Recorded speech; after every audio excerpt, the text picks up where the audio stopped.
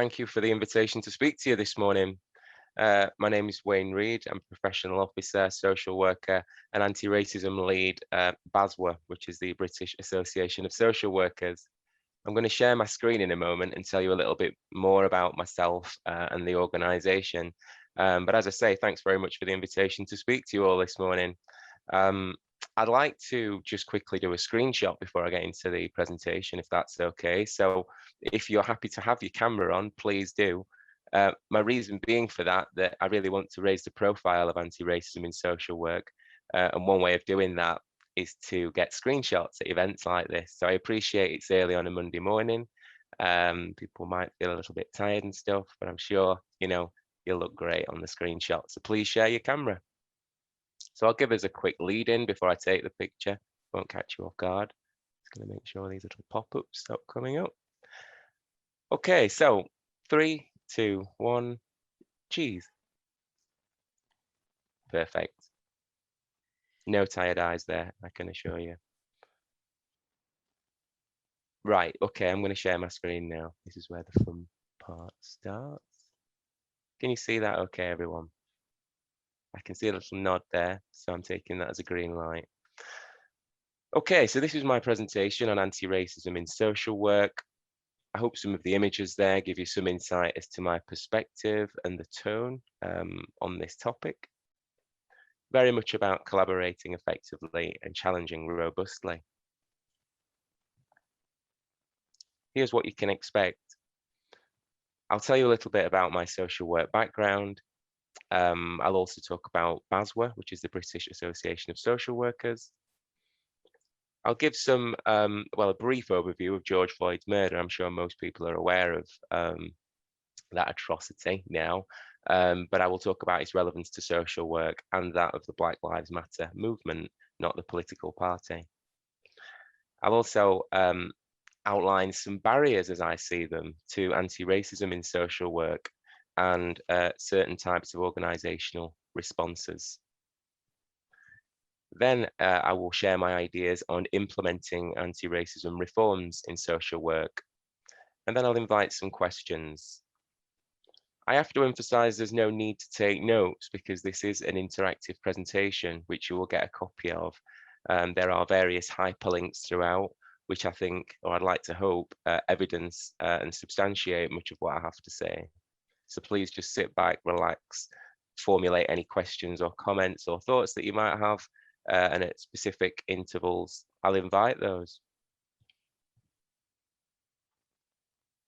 Here is a slide just on my social work background, just so you have some idea of that. Starting at the bottom, I worked for a private fostering agency as an administrator.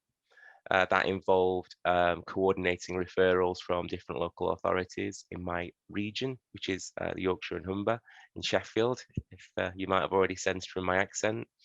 So that was a role that I did about over 20 years ago now, and it introduced me to the world of social work, social care and foster carers and everything. And it introduced me to the role of supervising social worker, which was something that I really sort of was encouraged by, and it became part of my ambition, which I'll talk about a little bit later on. I then went to work with the National Probation Service to do direct work, so out of the office, very much in a court environment within the community, and I worked on an intensive supervision and surveillance program, working with repeat offenders between the ages of 18 and 25. That was a pilot project and was eventually subsumed within the probation service. And I was then asked to work with offenders between the ages of 18 to 65. And given I was only in my early 20s at the time, it just felt a little bit overwhelming, I guess, working with primarily older men, older white men, I have to say, and breaching them a lot of the time, which meant sending them back to prison for non-compliance. So I got itchy feet and I decided that I needed to move on, and an opportunity came up at the local youth offending service, working in very much a similar kind of arena, both court and in the community, but working with young people under the age of 18. I really enjoyed that role. And as part of that role, I applied to be sponsored to undertake the social work degree through the Open University. So my social work student placements after that were in adult mental health, again in a community setting, and I worked with people with ongoing and continuing mental health needs. My second placement was as a duty and assessment officer in child protection. And then as part of my accessing that Open University social work course, I was then relocated to work with care leavers who I worked with, so young people leaving foster placements, children's homes, and so on, and working with them in terms of that transition into adulthood. My first qualified role was as a supervising social worker, which was the role that I'd set out to achieve right at the beginning. So I was really pleased about that. And I worked with foster carers, children and young people, and supporting foster placements for about 8 years for a different private fostering agency. So that was really rewarding, challenging, but rewarding. And I've been at BASW now as a professional officer, social worker, for 4 years, and I've undertaken the anti-racism lead role for since February. I do like to embellish the title, if I'm honest, and I sort of refer to myself as a visionary, which might sound a bit egocentric, but it's very much about envisaging and envisioning what anti-racism could and should look like in social work. So it's quite a creative role. So that's enough about me. Just a little bit about my organisation then. So we are the British Association of Social Workers. We were established in 1970. We're a member-led organisation which promotes social work, the interests of those working within the profession, and of course people who use services. And we have roughly 21,000 members across the UK, in England, Scotland, Wales, and Northern Ireland. And we pride ourselves on being the strong, independent voice of social work and social workers. And you'll see there the different logos that we've had over the years. The BASW mandate then, so based on the fact that we like to pride ourselves on being the strong, independent voice of social work and social workers, we build strength and unity through vision and purpose, increasing our membership, developing our services, and influencing across the nations of the UK, in Europe and globally. And we do partner with the International Federation of Social Workers that some of you might be familiar with. In terms of our independence, we maintain our independence from governments and employers in order to act in the best interests of the profession and social work professionals. We ensure a strong and positive voice in the media, with governments working with their agencies in order to speak up for social work and social workers and for people who use services. We campaign and lobby in order to have the best possible influence on policy, legislation, and practice. In terms of what we do for the profession, we promote ownership of social work values and ethics, knowledge, education, and practice. And we defend, develop, and strengthen social work as a unique profession rooted in social justice and respect for human dignity and worth. And it's that I'll be elaborating on to you this morning.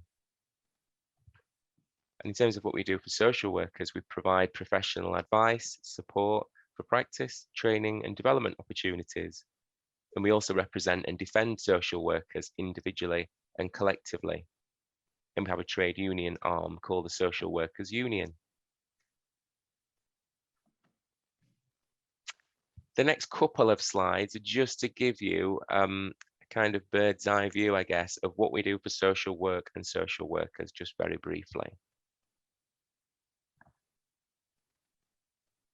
The Code of Ethics, which I'm sure some of you will be familiar with, is available via that web link.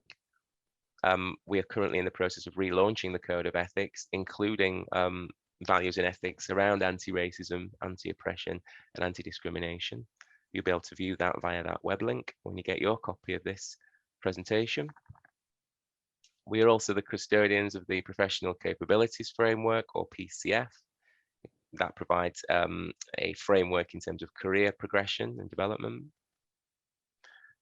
We collaborate with employers, education providers, service user groups, and stakeholders across England and across the UK. We have a number of specialist national groups that focus on children and families, adult social work, mental health, criminal justice, students and newly qualified social workers, and professional development.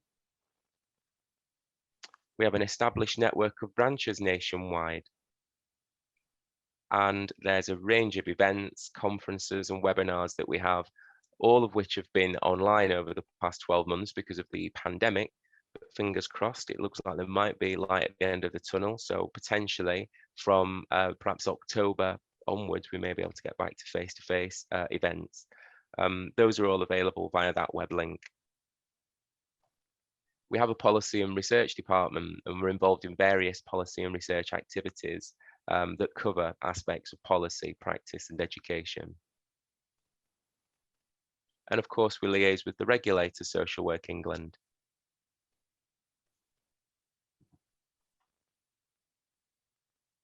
We're also involved in parliamentary work with members of parliament and civil servants. We have a training and development arm called Prof D, where members can access training, continuous professional development, and career development advice. The Social Workers Union I mentioned is an affiliate organisation of BASW's that supports members in terms of trade union advice and representation. There are a number of national consultation responses, campaigns and lobbying activities that we're involved in. One notably is the 80-20 campaign, which is about reversing the amount of indirect time that social workers spend with service users and people who use services, which from our research, we found can be as little as 20%, and they might spend up to 80% doing meetings, form filling, undertaking kind of paperwork and so on, office-based work. So because of some of those outcomes in that research, that is a campaign that we've been leading on for the past 3 or 4 years, amongst many others. There is the Black and Ethnic Minority Professional Symposium, or BPS, which is a group that I founded last year in the wake of George Floyd's murder. I wanted to create a space for social workers of colour to be able to offload, albeit virtually, because we were at sort of the peak of the pandemic at that point. But it's also a space for social workers of colour to be able to strategize and mobilize against some of the aspects of institutional racism that we face. BASW is also involved in raising the professional profile of social work in the media on various platforms in terms of TV, radio, print and online, etc.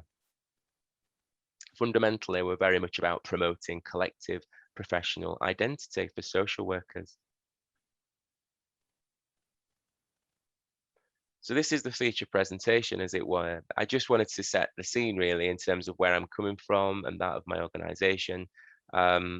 So the rest of the presentation is very much about anti-racism in social work. Again, I hope some of these images give you an insight as to my perspective and my tone.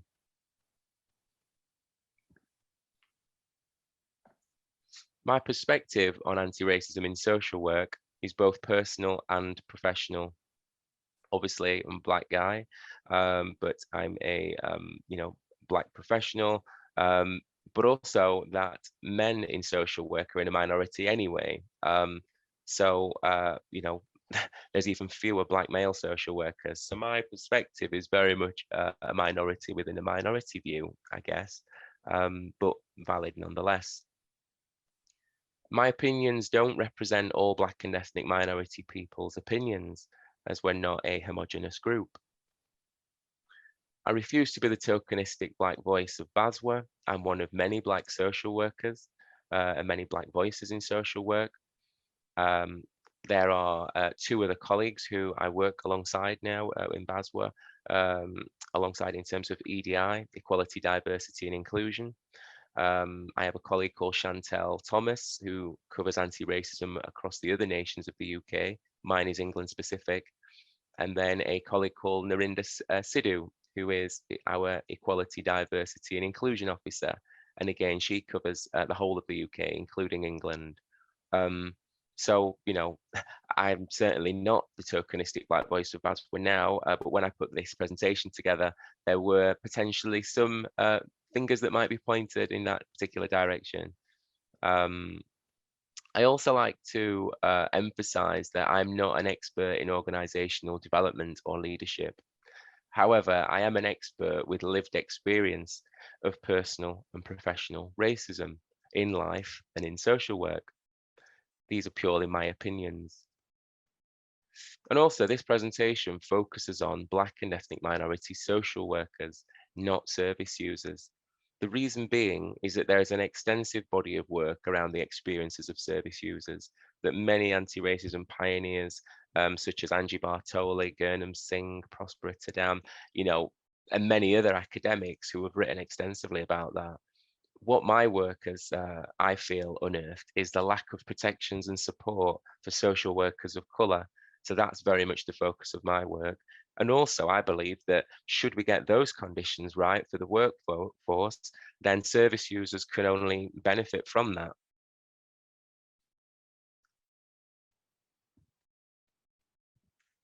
Why was George Floyd's murder such a catalyst then? George Floyd was murdered by a police officer, and the world has seen the evidence. His murder was the latest in a long line of atrocities, brutalities, and calamities endured by Black and other ethnic majority communities. This has a long history, longer than is sometimes convenient for honest acknowledgement. Some commentators refer to George's death, which is a dilution of what occurred. He was brutally murdered. The context to George's murder is emotive and cumulative. There was an incident called or referred to as the Amy Cooper race grenade that happened just prior to George Floyd's murder, which went viral on social media. That link will take you to some of the the content around that. There's endless examples of police brutality cases in the US and in the UK, modern day systems of oppression, and the historic and ongoing suppression of the effects of slavery and colonialism in mainstream education. These factors can accumulate and create an acute sense of anger and rage. These emotions sometimes manifest into civil disorder and protests. However, anarchic extremists are known to infiltrate protests and covertly fuel acts of looting and violence, which are used to discredit legitimate protesters.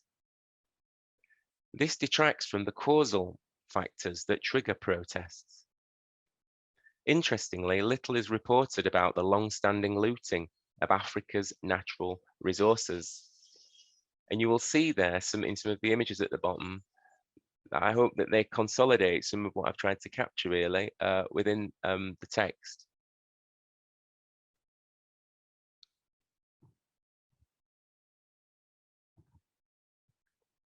Black Lives Matter is a global movement demanding for Black lives to be valued equal to white lives. There is a long and enduring history of this not being the case. The retort of white or all lives matter in response to BLM is not comparable or relevant. This is like asking what about colon cancer during a discussion about breast cancer, or advising a bereaved mother that all lives matter at her child's funeral. Save the whales does not mean other sea life is unimportant.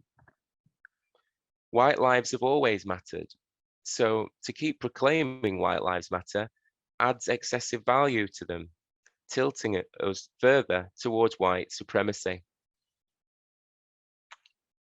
BLM has its critics, but it is unclear why a movement that promotes equality is demonized by some people who vehemently claim they are not a racist and advocate for freedom of speech.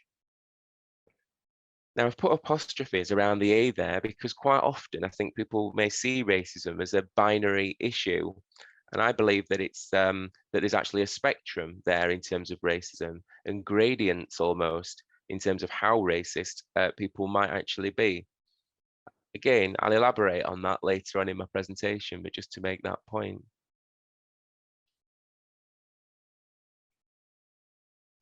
Here is a chronology from last year, which I'm not going to labour. I'll sort of let you look at in your own time, but it just gives you some idea of the events which occurred just before George Floyd's murder. I referred to the Amy Cooper race grenade incident, but then all of the events afterwards, which myself and BASW were involved in following that, which led to BASW creating a role for the anti-racism lead, which I applied for. So there was no, cronyism or anything like that, fair competition, etc. I accepted the role and began that officially from February of this year. Some of what's captured there is what I did unofficially in my substantive role as professional officer, which I still do part-time. Again, I'm not going to labour this. This is just a continuation of the chronology. But I will just mention the image at the right there, which is the KCMG medal, which is an award given by the Queen to foreign diplomats who undertake exemplary work. What you will see there is an image of a blonde-haired, blue-eyed angel with its foot on what looks like the neck of a black man. Very similar to the imagery in which George Floyd was murdered. So in an ironic turn of events last year, that image, I became aware of it and began a campaign, a social media campaign to try and get the imagery changed. And I'll talk about that more in a moment on the next slide, just so you've got some context for that. Then there's a number of other activities that I was involved in last year. One, most notably, I guess, is the article I wrote around how to promote an anti-racist culture in social work, which I think still has some validity and relevance. So I'd encourage you to have a look at that when you get a minute. So the KCMG campaign is ongoing. We have received an acknowledgement from Buckingham Palace, and our letter has been redirected to the Cabinet Office. However, in a bizarre twist, the original tweet, which went viral, as I mentioned, has now been deleted from Twitter.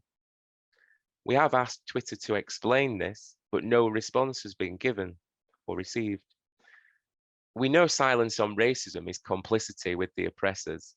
Silence can also be construed as blatant racism in some scenarios.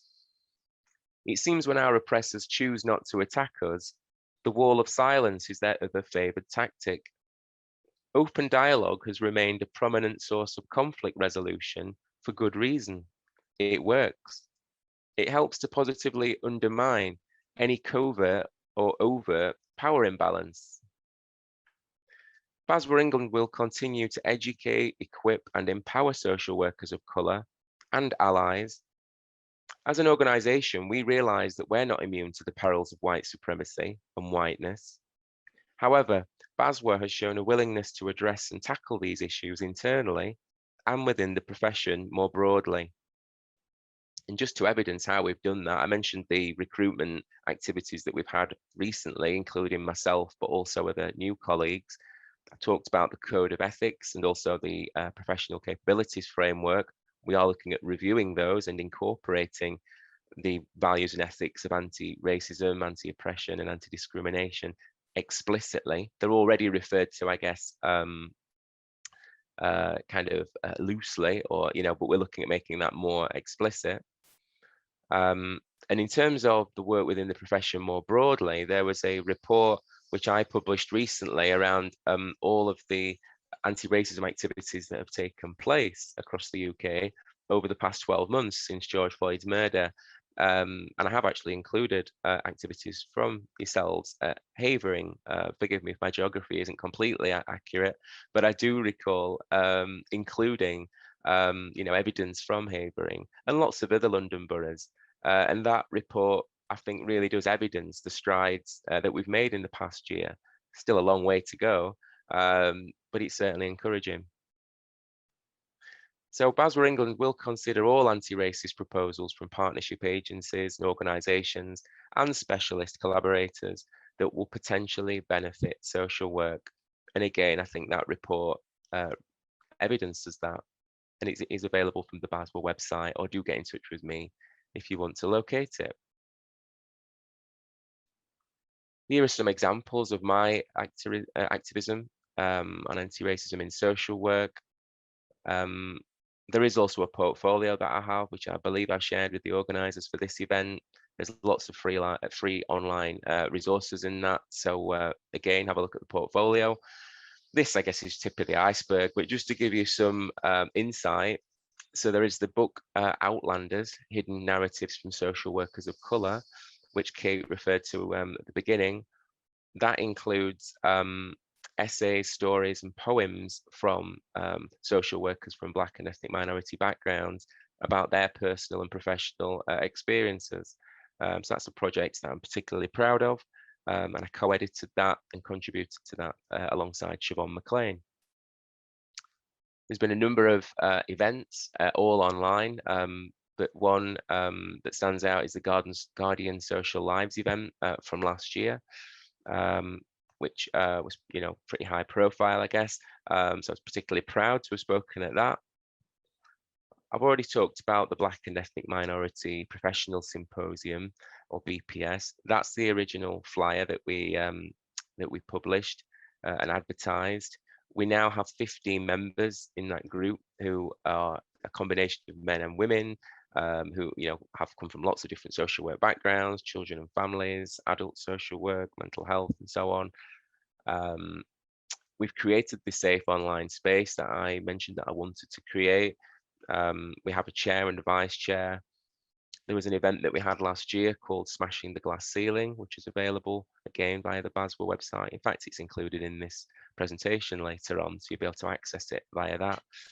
And that event focused on the glass ceiling that exists for social workers of colour in terms of career progression, and that leap into, excuse me, into senior sort of management or head of service, and how generally there tends to be a bottleneck around the team manager sort of level. So that event looked at how we might break through that or smash through that glass ceiling. There was another event where I spoke alongside David Olasuga, who is the Black British historian that you may have seen on the BBC. And also Isabel Trowler spoke at that event, who is the Chief Social Worker for Children and Families. There's a number of articles that I've written. I referred to how to promote an anti-racist culture in social work, but yeah, there's quite a few others. I got a sort of a taste for writing last year, so again, all of those are included within the portfolio. I was very honoured to speak alongside Gurnam Singh and Kishbati Sinclair, who I consider to be two of a few anti-racism in social work pioneers at an event last year. And there's actually other work I've embarked on since with Kish and Gurnam. So it's nice to be able to work, with colleagues with that type of expertise and knowledge with regards to anti-racism in social work as well. And there's been a range of podcasts, webinars, interviews, and so on, which will all be available via the portfolio that I mentioned.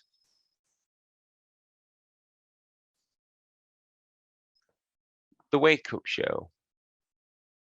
There is a big difference between being anti-racist and not wanting to be seen as a racist, as I was saying earlier.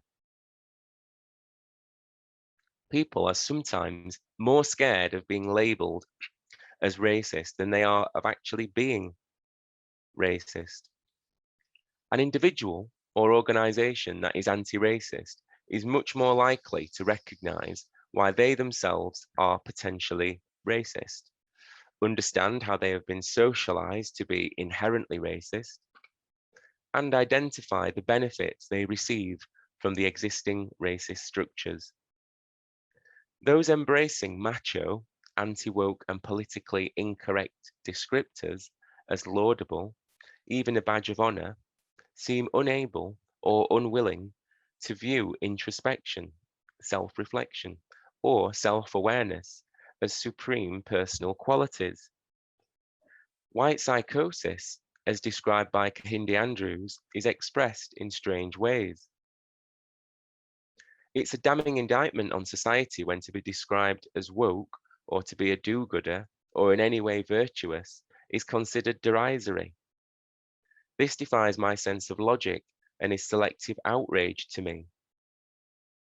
Personally, I think it's an important quality to want to do good for my fellow human beings and strengthen our societal interdependence. I challenge anti-woke people to actually define the word woke. Many of their responses are laced with absurdities. Some will cite the Commonwealth as a victory on race relations. Common wealth for who? Possibly a Freudian slip in retrospect. Ignorance allied with power is the most ferocious enemy social justice can have. And that's a quote from James Baldwin, which I've altered slightly.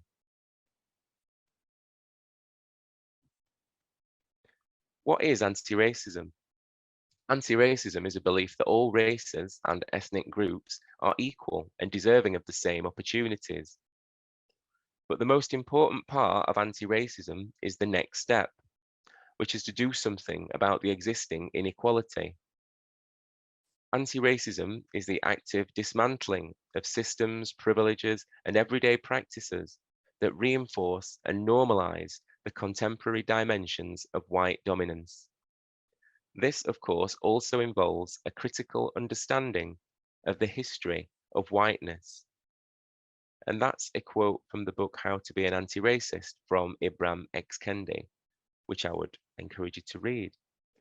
And I hope that image there that I've included complements the definition. Here, I've wanted to highlight how I feel anti-racism is relevant to social work. And I've listed 4 standards from the professional standards of which social workers are accountable to. What you'll notice is that there is no explicit mention of anti-racism, and that is something that myself and BASW feel quite strongly about, and something that we're hoping to push to be reviewed and changed. So I'll quickly take you through these 4 standards, which I think allude to anti-racism, but they don't explicitly mention that value or ethic. So the first is recognizing differences across diverse communities and challenging the impact of disadvantage and discrimination on people and their families and communities. The next is promoting social justice, helping to confront and resolve issues of inequality and inclusion. Then we have not abusing, neglecting, discriminating, exploiting, or harming anyone, or condoning this by others. And then we have reporting allegations of harm and challenge and reporting exploitation and any dangerous, abusive, or discriminatory behavior. I feel that there is a strong history of anti-oppression, anti-discrimination, and anti-racist values and ethics within social work. I've talked about the work already that we're doing to review the Code of Ethics and the Professional Capabilities Framework. But actually within academia, there's lots of academic work around those values and ethics, and that really forms the bedrock of social justice within social work, I feel. There's also a number of position statements which BASW have published around George Floyd's murder, promoting anti-racism, and various other statements, I have to say, that we've published since I created this slide, which again are available on our website. There's an article there which I've included for you to look at when you get your copy of this presentation called Confronting the White Elephant, White Privilege in Social Services, which I think is a fantastic article that speaks specifically about white privilege in social work. I mentioned a moment ago about the academic work around these values and ethics within social work. Cultural competence, I'm sure, is a theory that most, if not all, people will be familiar with. I think there's a lot of academic work and rhetoric perhaps around that, but little in the way of practical application or measuring of cultural competence in policy practice and education. And finally, there is a movement nationally across all areas of education around decolonising curriculums.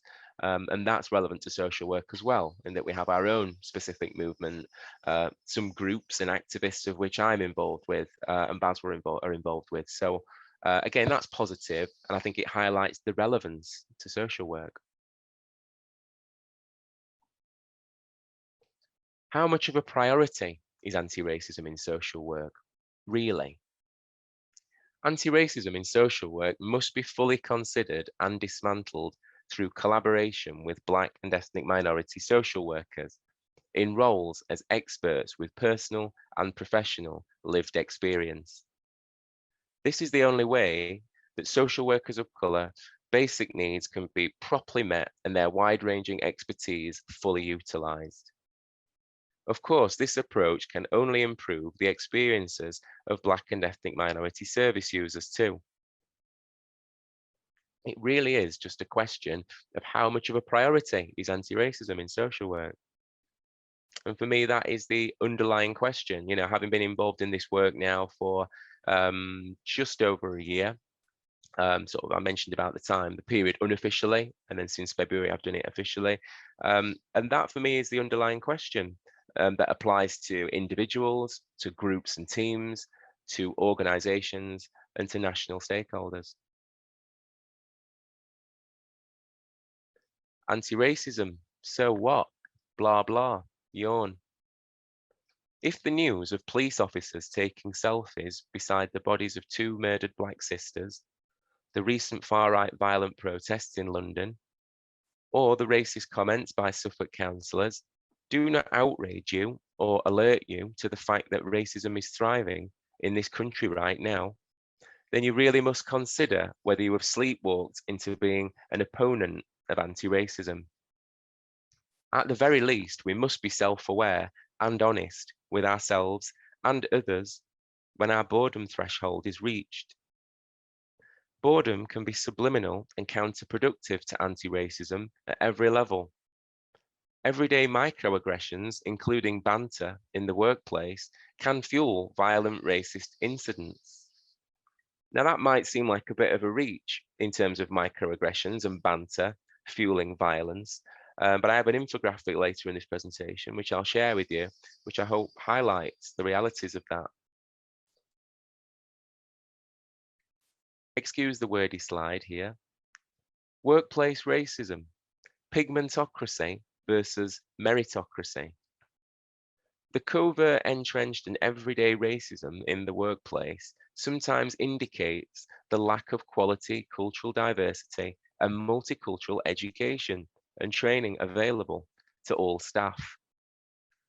Surprisingly, it is rarely acknowledged in social work that race is simply a socially constructed idea with no scientific validity, invented and refined principally to oppress people of colour.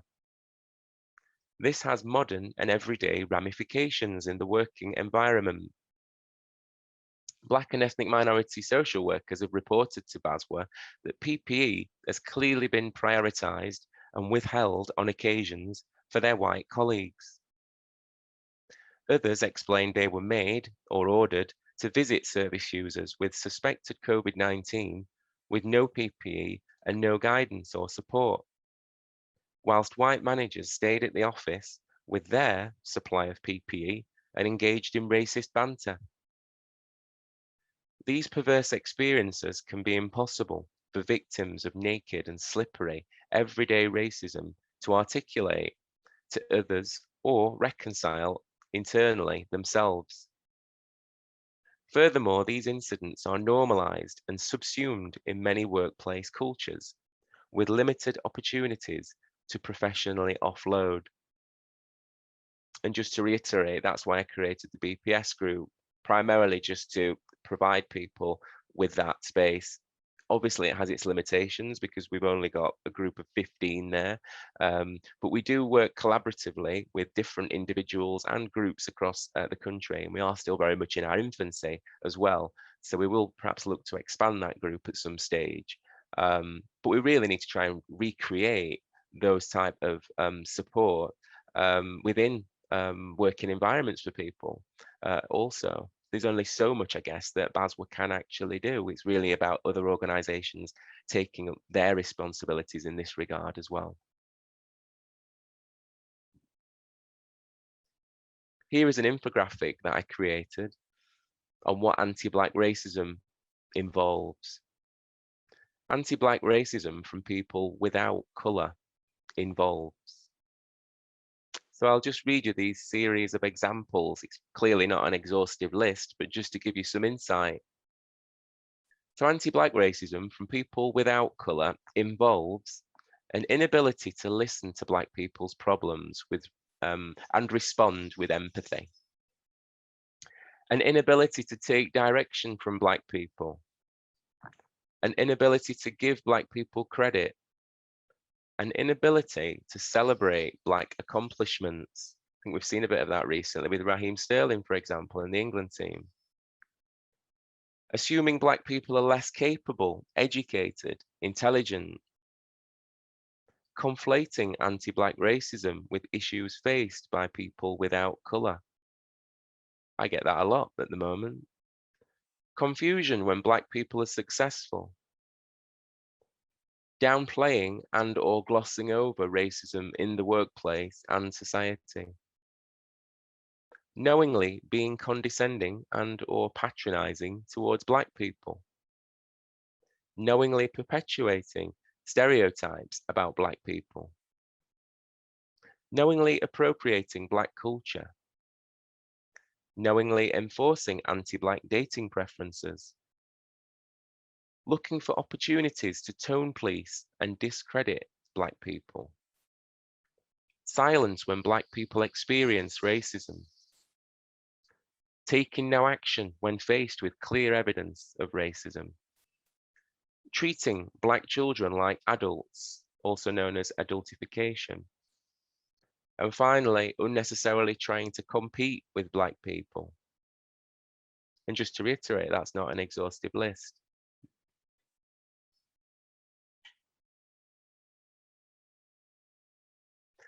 Here is an infographic from Gurnham Singh that I mentioned earlier on, which I think is a fantastic model in terms of different types of white identity.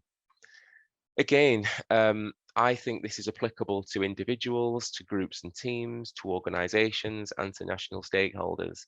And it outlines very much that spectrum that I talked about before in terms of racism, as to where people might be, either on their racism journey or their anti-racism journey.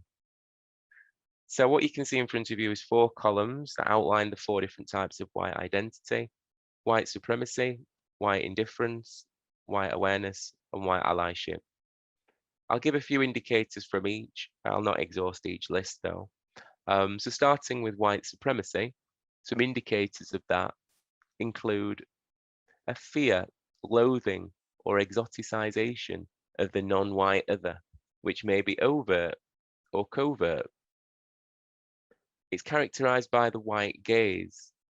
I'm sure most people of color will recognize that.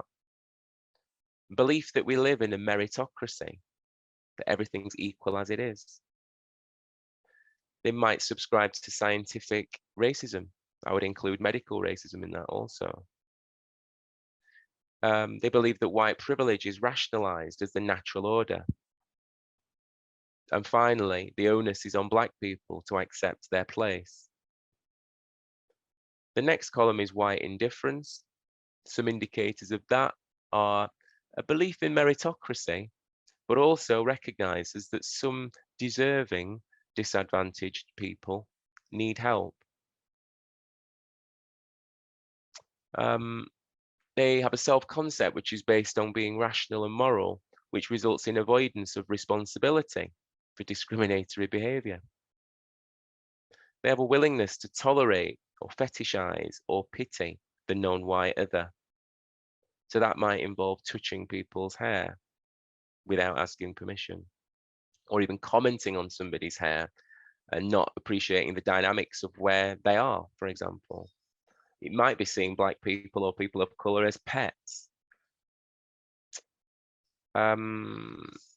They might be happy to make tokenistic gestures, but a total refusal to accept one's own complicity in the production and reproduction of racism. And finally, the onus is on Black people to build up their resilience. In the next column, we have white awareness. Some indicators of that include a belief that racism is real and that it is a product of prejudice plus power. It's characterized by a desire to critically reflect. There's a desire to engage with Black issues and people, but only in limited spaces, committees, training events, work perhaps, but not personally. White privilege is recognized and becomes a source of shame and embarrassment and guilt, I would add. And finally, the onus is on white people to overcome unconscious bias. And in the final column, in terms of white allyship, some indicators of that include an understanding that racism is a complex interaction between structural, ideological, institutional, and behavioral processes, but it can be overcome. They recognize there are dynamic and creative solutions and achieve those through co-creation. They're willing to share power, privilege, risk, and vulnerability. And finally, the onus is on white people to build sustained partnerships with Black people. So you can see the significant shifts there in each one. And of course, you know, I would suggest that in real life, some of this is fluid. You know, people might go through these different stages throughout their life journey. They might go out through them in a particular month, potentially, depending on what situations they're faced with. It's a very useful infographic, I think. Professional responsibilities. It is imperative that social workers evaluate their roles and moral and regulatory responsibilities. Current race relations require social workers to be proactive and do our homework to stay contemporarily astute as allies to Black and ethnic minority colleagues and service users. Black and ethnic minority social workers cannot and should not be expected to fix the racism in their workplace. However, those of us who are confident and capable enough with the right support can have a crucial role in educating, empowering, and equipping ourselves and potential allies and influencers to enhance and shape anti-racism initiatives in our workplace settings. Everyone has a duty to combat racism and other forms of discrimination. Obviously, I'm banging on about anti-racism this morning, but there are lots of other types of discrimination that takes place. It's up to all of us to combat those forms of discrimination in the spaces that we occupy. And this includes reporting racist incidents when they occur, forming like-minded alliances with peers to tackle key issues, raising awareness, and making suggestions for positive reform. And I'll talk about that later in my presentation, because as much as there's a lot to dwell on in terms of racism and the negative connotations and realities of it, but I'm also a big believer in solutions and having a solution focus to anti-racism. So that will form the final part of this presentation later on.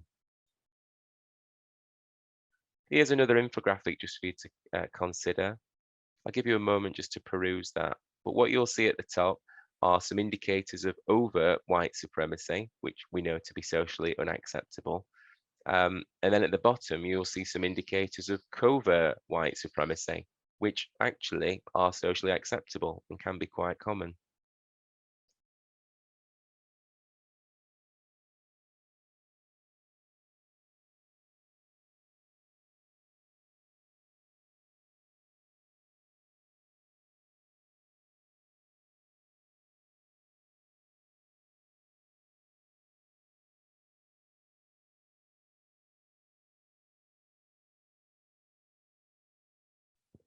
Now, I'm conscious that you've listened to my Yorkshire twang for quite some time there already. We've got half an hour before the break.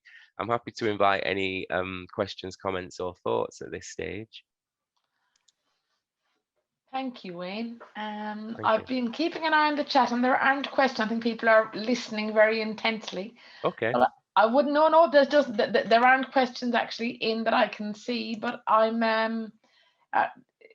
I'm just welcoming. If does anyone have any questions that they would like to ask or any comments?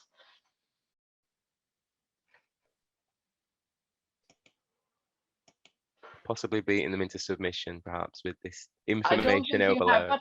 but I suppose it's. I suppose what I would like to say is that it is a very powerful presentation, and the content is quite full. Mm, And I don't know what stops people from speaking, but sometimes it can be, fearing about saying the wrong thing, or and I suppose, speaking myself as a, as a white person, one of the things that I think that and white people aren't a homogenous group either, I know, but that white people, I think, need to step up to the plate and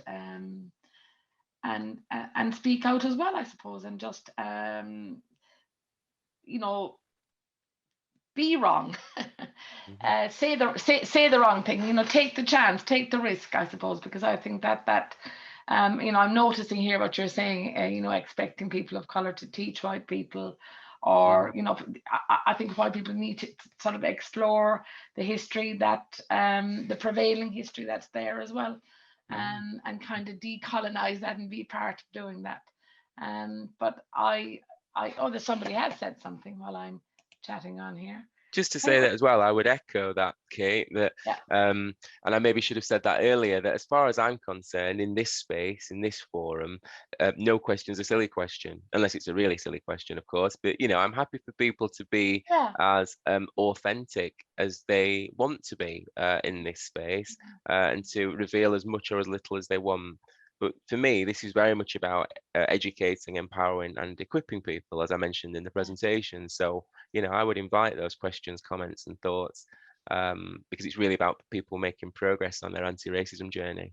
So there's a couple of questions coming in now, Mhm. and so Rosemary has asked, and Rosemary, you're very welcome to speak out if you want to, but I'll just read what you said. Is could you explain what the term tone police means?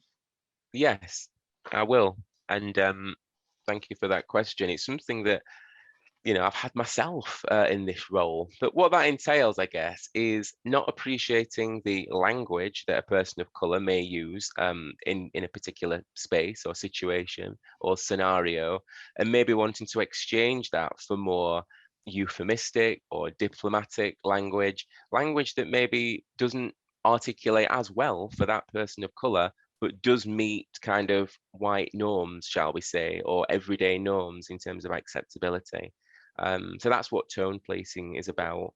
Um, Do you I have think, any examples of things that, because people might be interested in that, or I don't want to put you on a spot, but yeah, I mean, I think it's an example I can give now that springs to mind, where in terms right, of some of the work that I've been involved in, for example, some of the articles that I've written, some people have said, "Oh, it's a bit hard hitting, isn't it? You're a bit militant, aren't you? Some of these ideas that you've got are a bit extreme, aren't they?" And that for me, they are examples of tone okay, policing, because okay, I'm quite clear in why I write the way that I write. For example, when I write an article, I will usually have a paragraph in there that explains I'm a product of the hostile environment. So if my language comes across as hostile, then that's why, really. And also, in order to combat the racism that people like myself face, in any situation, people are emotional, aren't they, and yes, emotive. And with absolutely, something as sensitive as this, in the climate that we currently live in, it's not always going to come out nicey nice. yeah, Hopefully it comes out professional. Might yeah, be hmm, a bit touch and go with my stuff sometimes, but I'd like to think it's always this side of yeah. professional. But it might be quite terse, perhaps. It might be quite pointed. It might be quite blunt. But I suppose I think that the kind of normative acceptance of the way white people have constructed the world, that seems to be the norm, but of course it isn't. And so maybe sometimes you have to be a little Yeah. terse or challenging in order to counteract that. Now I will stop Exactly. talking because the questions are flowing in, Wayne. Okay, I'm just So, conscious of time, so okay, it might be useful just for us to have one more question and then right, just to collate them, if that's all right, for in a moment, because there's still loads to get through, folks. perfect. So I think what Winnie is sharing is that we, and by we she means people of African descent, have accepted this for far too long and should change the narrative. And somebody says about you're mentioning the N word, but neglected to say the P word also. That's true.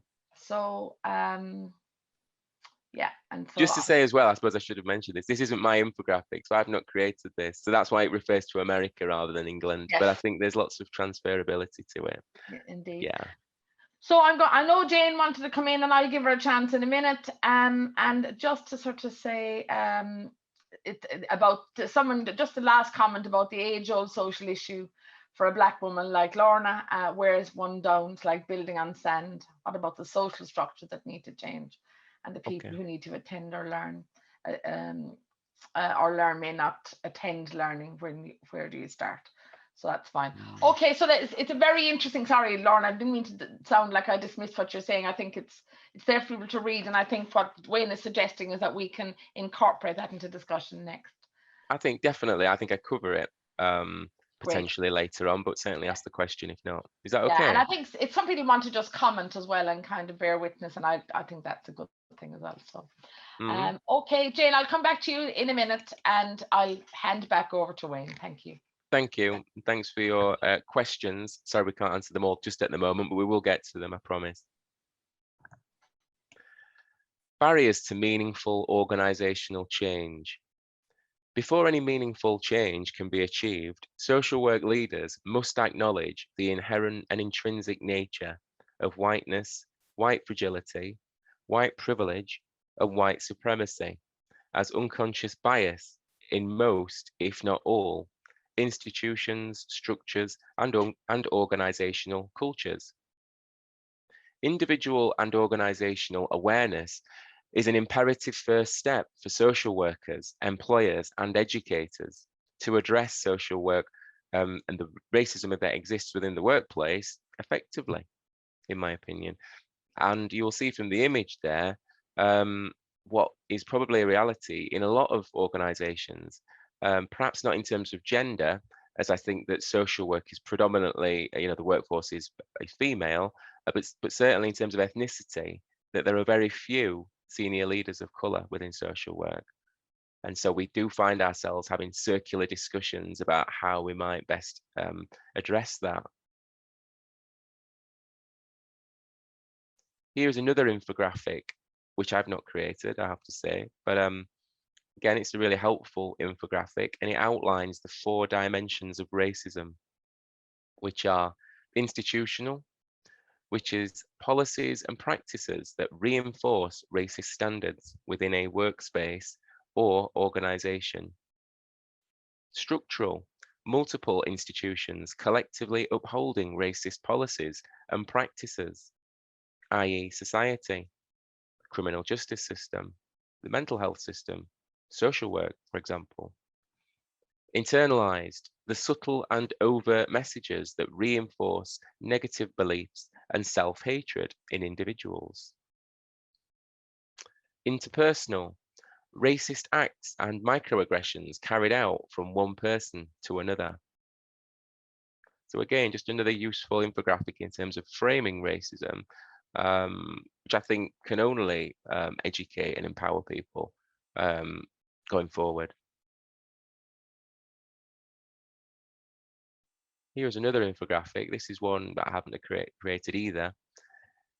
And it highlights the problem woman of colour in the workplace and how women of colour are treated in terms of their experiences within the workplace.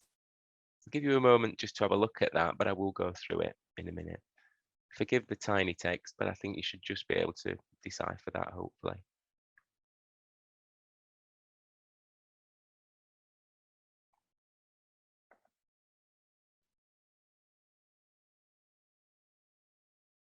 Okay, so the problem woman of colour in the workplace. The woman of colour enters the organisation and she's met by a white leadership, as I referred to in that previous slide. There's a honeymoon period and the woman of colour feels welcomed, needed and happy. But actually, it's a tokenised hire. The reality dawns and the woman of colour points out issues within the organisation. She tries to work within the organisation's structure and policies. She pushes for accountability, but she's met by repetitive injury and microaggressions. The retaliation is that the organisation decides that the woman of colour is the problem and targets her. The organisation labels the conflict as a communication issue or claims that she's not qualified or not a good fit, or there's personality differences, for example. The response is that the organisation denies and ignores and blames the woman of colour. There's a denial of racism and the responsibility of fixing the problem is placed on the woman of colour. People of colour are potentially pitted against one another. There's a target, an attack, and for whatever reason, the woman of colour exits the organisation. Now, there's lots of women of colour that I've spoken to over the last year or so about this slide. A lot of people say they can see themselves in that situation in terms of what they've experienced before, and their colleagues and their family members and their friends. This isn't just specific to social work. It's not always really about pointing the finger at individuals either, although, of course, it can be to do with colleagues and managers. Sometimes I think it's about the structures in place and the lack of recognition of just how oppressive they are to people of colour, or how they lack protections and support, for example.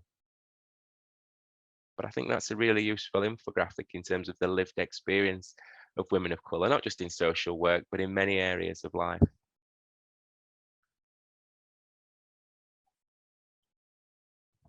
You can't read yourself into activism. Anti-racism in social work risks being perceived as radical activism or anarchic ideology. Our social work leaders must reverse this flawed belief system. Social work policy, practice, and education needs to properly recognise and reflect that race is a socially constructed idea with no scientific validity, as I was saying earlier on. It was invented and refined principally to oppress Black people. Race remains an unstable concept because it is superficially based on physical appearance. When race was constructed, people knew very little about DNA, genetics, and human origins. It is an outdated colonial invention that still permeates modern society. Intellectually and morally, as a profession and as a society, we must see beyond what was predetermined for us centuries ago. So, if society is built on plantations of racism, still celebrates racist history and traditions, and reminds us daily of the inescapability of white supremacy, it's not enough for social workers and social work organisations to be colourblind or non-racist. We must be proactively anti-racist. Otherwise, anything else is just tiresome lip service. If anti-racism in social work does not exist for social workers, can it ever truly exist for service users? Anti-racism is absolutely integral to social work. So when will it be given the credence it deserves? Without standing up for our defining values and ethics, what is to stop us succumbing to the pervasive and pernicious postmodern sleaze? Dr. Muna Abdi, a leading anti-racism educator, states, "The work of anti-racism is to fight racism wherever you see it, even in yourself. The struggle cannot be found in the pages of a book. You can't read yourself into activism. Sooner or later, you'll have to make a choice. Do what is safe or do what is right."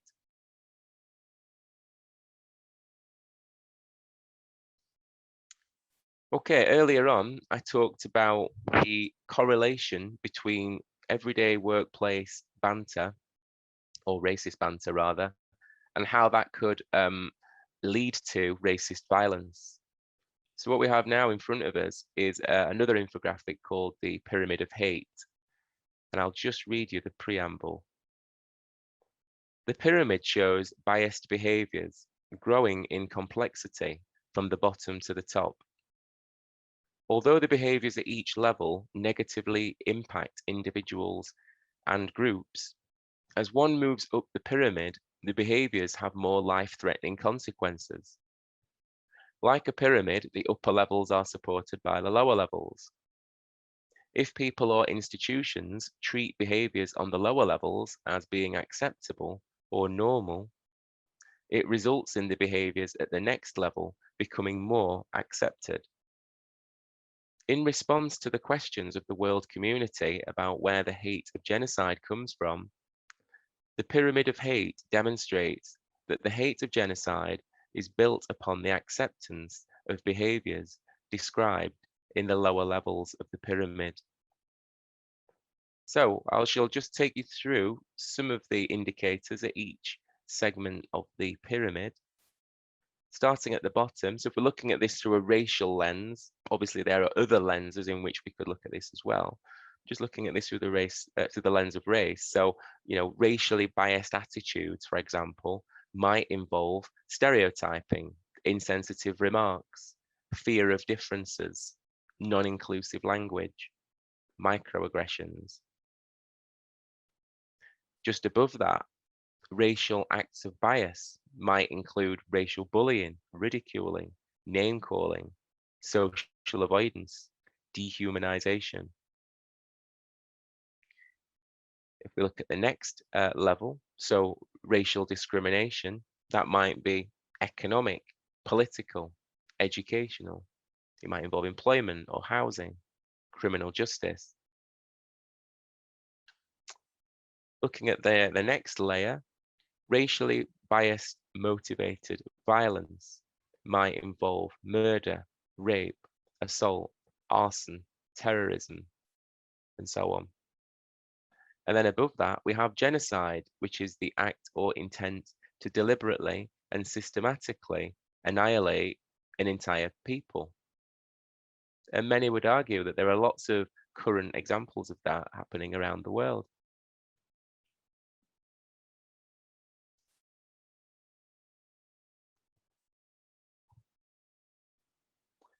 Here are 3 typical responses to anti-racism from social work organisations.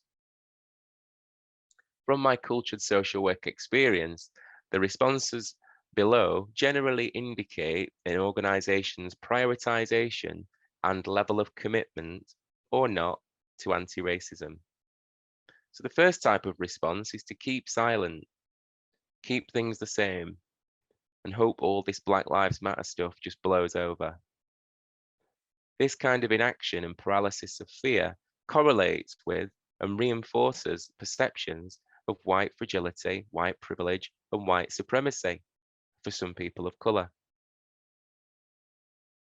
This type of organisational response usually commends staff for being resilient and deflects attention away from the essential redesign of systems that routinely make people suffer. The second type of response is to publish a lukewarm organisational statement that recycles and regurgitates previous rhetoric on workforce unity with predictable and borderline offensive platitudes, often proposing only superficial changes. For example, publishing a sympathetic but non-committal, knee-jerk brief statement, possibly delegating responsibilities to an already overworked equalities officer, or proposing minor changes to already vague policies and procedures on valuing diversity, with little or no accountability. Approaches at this level are usually well-intended, but tokenistic, and overlook the nuanced obstacles and pitfalls people of colour face every day. Unfortunately, this response is common. And then finally, we have the ideal response, which is to publish an authentic anti-racism action plan outlining significant reforms that commit to specific, measurable, achievable, and realistic targets. And there's some suggested in the next few slides. For example, publishing a strong mission or position statement condemning George Floyd's murder and racism in all its forms, and committing to BASW's Code of Ethics, anti-oppressive, anti-discriminatory, and anti-racist values and ethics. This approach interlinks with the anti-racist commitment framework, which I'll share with you shortly. But the real acid test is to share this presentation with your social work leaders and see what response you get.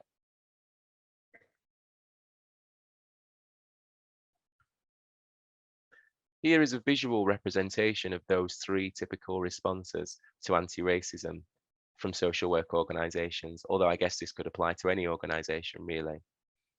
So what you can see here is myself up against Manchester United goalkeeper David De Gea, and there are three potential outcomes. The first of which is where I shoot dismally into the crowd, and that translates into noteworthy silences. Anti-racism is not discussed, and there are no attempts to acknowledge or address racism. Leaders hope all this Black Lives Matter stuff just blows over. The second outcome is where I hit the stanchion, which is between the post and the crossbar, and I fluffed it. That translates into cringe position statements and feeble blogs, recycled statements from years ago, regurgitated previous rhetoric on workforce unity with predictable platitudes, but no action. Unfortunately, this response is common. And then the final outcome is where I managed to score past David De Gea, and that translates into authentic anti-racism action plans being published, outlining significant reforms that commit to specific, measurable, achievable, and realistic targets. So that's the real aim.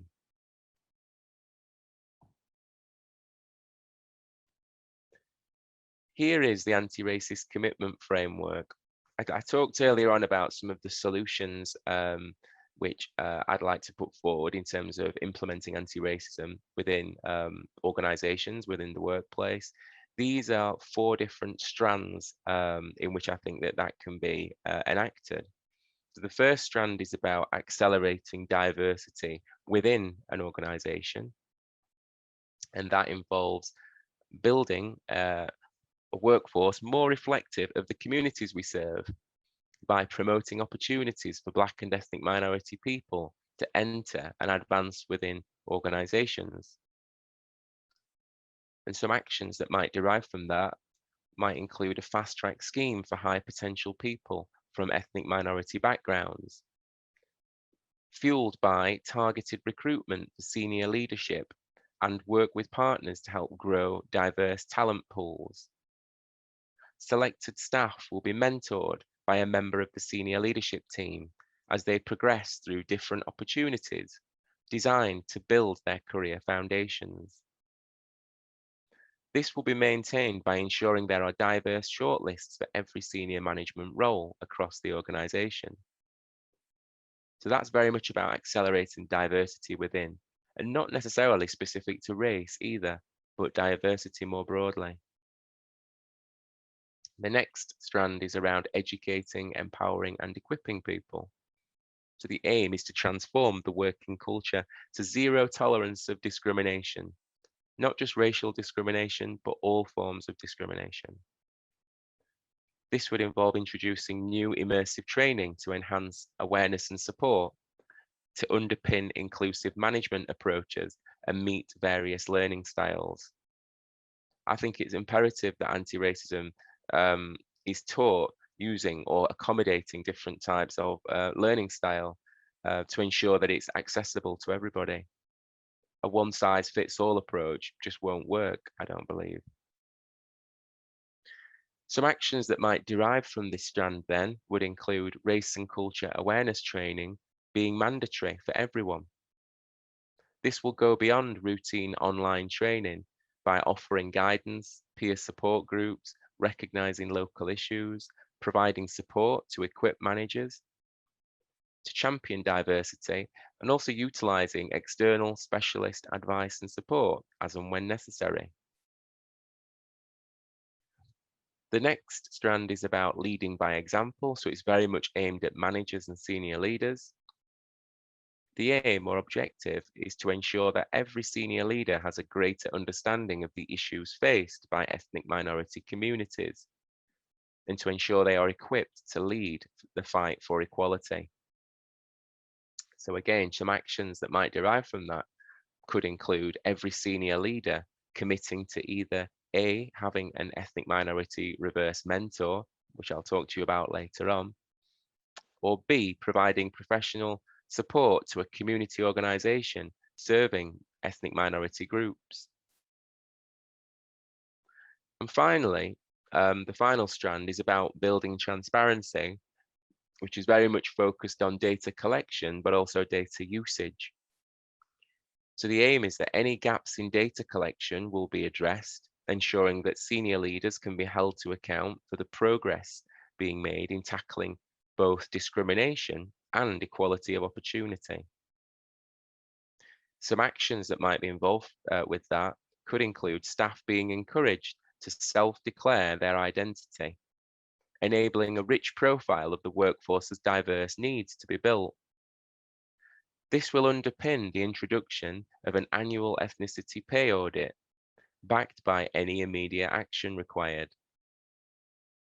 An ethnicity dashboard will help to track progress across the colleague lifecycle and set targets for senior leaders.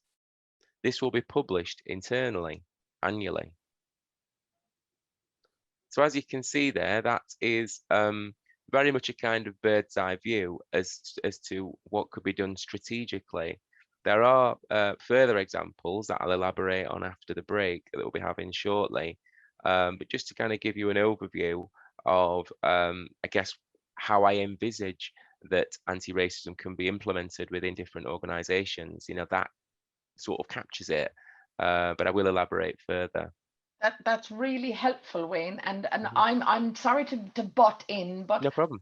I just wanted to remind us, because one of my colleagues helpfully reminded me that today is the first National NHS Social Care and Frontline Workers Day, and there will be a 2-minute silence at 11 to remember the men and women from the NHS, social care and other key services on the front line who lost their lives in the service of others. And so I'm sorry for cutting. I should have said. No, that's fine. Are you okay if we observe that 2 minutes? Of course, yeah. I make it. Is it 11 now? Do you make it 11? Not quite. Not quite. Okay, let's pause there. We were going to have the break anyway, weren't we? At this point, so it might be that we have the break and that silence combined. What do you think? You want to lead? That's what I was thinking. And yeah. How long do we think for the break? 10 minutes or so. Is that all right? Yeah. Absolutely perfect. So it's a minute to. So Priscilla has put a question in about the subtlety of racism in the workplace, but I guess we'll have an opportunity to talk through that. Yeah. In a little while. So thank you, Priscilla. I haven't forgotten and seen. And so I'm going to use the break to have a look through all the comments so we can make sure we capture them. It's now 11. So if we take the 2 minutes. Yeah, see you shortly. Oh, sorry, I'm talking. Hello, welcome back, everyone. Sorry for my pushing the 2-minute silence under the wire there previously. I should have said it earlier. Can I just have 1 minute, Wayne, as well? Because what I should have done at the beginning, I was reminded very well by Charles and Megan, and I didn't do it, is just to remind our attendees of our website. It's the background for a lot of us here, but Megan and Charlie will put the link in the chat where this webinar and some of the portfolio that Wayne refers to will be stored. And remember that our social media platform, so all of that will be linked in the chat. But I should have mentioned, because I guess as a partnership, we want to take the ideas that Wayne is putting to us and think about our own plan of action. So we'll come back to that later. I will now put my microphone off again, Wayne, and hand back to you. Thanks very much. Can I just double check that you're still seeing my screen okay? Yeah? You are, good. Yes. All right, perfect. Thank you. So we were up to the anti-racist commitment framework, and I'd given you the kind of bird's eye overview of the different strategic strands as to how anti-racism might be implemented within an organisation. Just before I look at that in more detail, I'd like to share this infographic with you on becoming anti-racist. You'll see that there are 3 different zones there that somebody may pass through on their anti-racism journey. So each zone outlines different narratives and thought processes and considerations maybe that somebody might have in each particular zone. I'll give you a moment just to familiarize yourself with that. I guess the only criticism that I have of that infographic, again, it's not one I've created, is that the growth zone, I believe it's infinite, really, that it's a lifelong journey that somebody has, both personally and professionally. But other than that, I think it's a really useful infographic. Okay, just moving on. So what needs to happen nationally? The existing national frameworks and initiatives to support social workers of colour are fragmented and optional. This creates confusion and dilution in their coherence and implementation in practice. Social work has a long history of committing to anti-discriminatory practice, as I mentioned before, but less in the way of practical mandatory implementation or robust challenge on these issues. Now is the time for social work leaders to properly address this by meaningfully and purposefully moving this agenda forward by establishing a mandatory anti-discriminatory national framework that is universal across social work. An important first step would be to explicitly reintroduce anti-discriminatory, anti-oppressive practices and anti-racist values and ethics into the professional and qualifying education and training standards. The reason why I mentioned reintroduce there is that I do feel that previous iterations of the professional standards from the GSCC, the HCPC, were more closely aligned to those values and ethics. So this proposal that I've put forward here should also involve partnership working between key stakeholders to enforce these values and ethics across the professional landscape. Key aims and objectives should be to ensure consistency, introduce mandatory requirements, emphasize anti-racist values, and be universally applicable to all social workers, like the Professional Capabilities Framework and the professional standards. We all know that organisations can sometimes be avoidant of anti-racism, but as social workers, we must recognise that silence or inaction on racism is complicity with the oppressors. Unfortunately, as a profession, we have been complacent and have much more to do to cultivate equality, diversity, and inclusion in the workplace and society.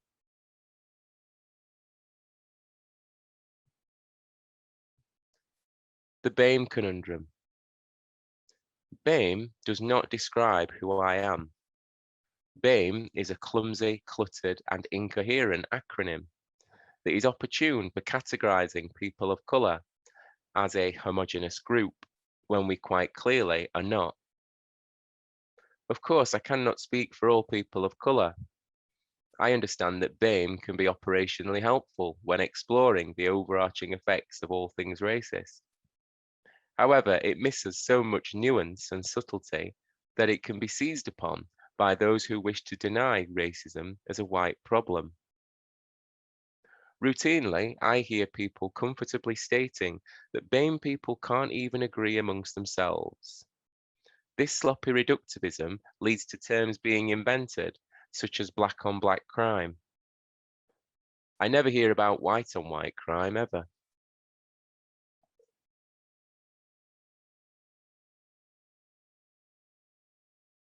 Okay, so I mentioned before about some of the more detailed application or implementation of some of these anti-racist solutions that I mentioned.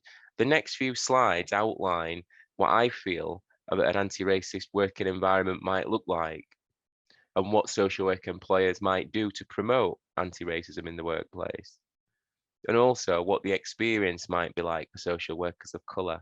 So it's very idealistic, but these are some of the strategies that I would like to see employed at a practical level. So in terms of recruitment, anti-racist recruitment targets are set to employ Black and ethnic minority senior leaders and educators to better reflect local communities and the workforce where necessary, stroke possible. Now, the reason there's that caveat is because obviously in different parts of the country, the demographics are quite different. So it's just important, I feel, that social work organisations, both frontline services and higher education institutes, that the workforce and the senior leaders reflect their local communities and their efforts made in order to do that. The Rooney Rule is adopted, similar to senior recruitment in American football. This involves at least one person of colour candidate being interviewed for each senior leader vacancy.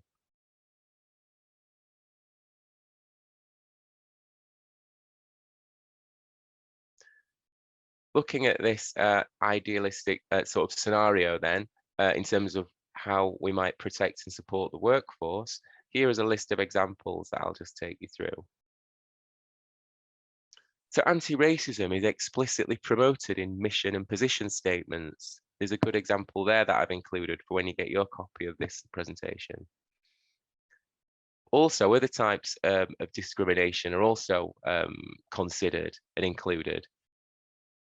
These issues are included in relevant policies and procedures, and they form part of employees' employment contracts to underline their importance. Workforce diversity and protected characteristics such as ethnicity, gender, religion, sexuality, etc., informs the support available within the workplace. There's training for all staff, not just frontline practitioners, but administration staff as well. And this is all considered within organizational policies and procedures. So there is a specific anti-racism policy, for example, and kind of other related policies behind that. The workforce is encouraged to self-declare their identity, and individual and group well-being at work provisions are developed in partnership with them. Personal well-being is a mandatory agenda item for supervision meetings. Now that might seem quite a rudimentary addition, but in my experience, quite often personal well-being it's not always considered within supervision. It's not always an agenda item. Quite often it may just be casework that is discussed. Provisions are also developed for those who have experienced workplace trauma associated with racism and other types of discrimination. This includes peer-led support groups for members to reflect fully on their personal and professional experiences. By utilising this identity dashboard approach, organisational efforts are more focused and genuine. Progress is properly managed through a cycle of reviewing data output and periodic verbal or written feedback from the workforce. Safe and informal systems are introduced for social workers of colour, all social workers really, within the workplace, but it will benefit social workers of colour also. For example, discriminatory practices or constructive solutions are made anonymously in an honesty box to empower people of colour without fear of reprisals. Arising issues are then explored in supervision, team meetings, or with senior leaders if necessary. Annual ethnicity pay audits ensure that any anomalies and discrepancies for social workers of colour or Black and ethnic minority staff are properly reviewed and resolved. And finally, this is probably not as necessary now as it was earlier in the pandemic, but there is a COVID-19 risk assessment which BASW had developed, which is available via that link. My suggestion or proposal was for that to be used consistently for all staff, particularly those from Black and ethnic minority groups, because of the disproportionate outcomes from COVID-19. But fingers crossed, that'll be less of an issue going forward.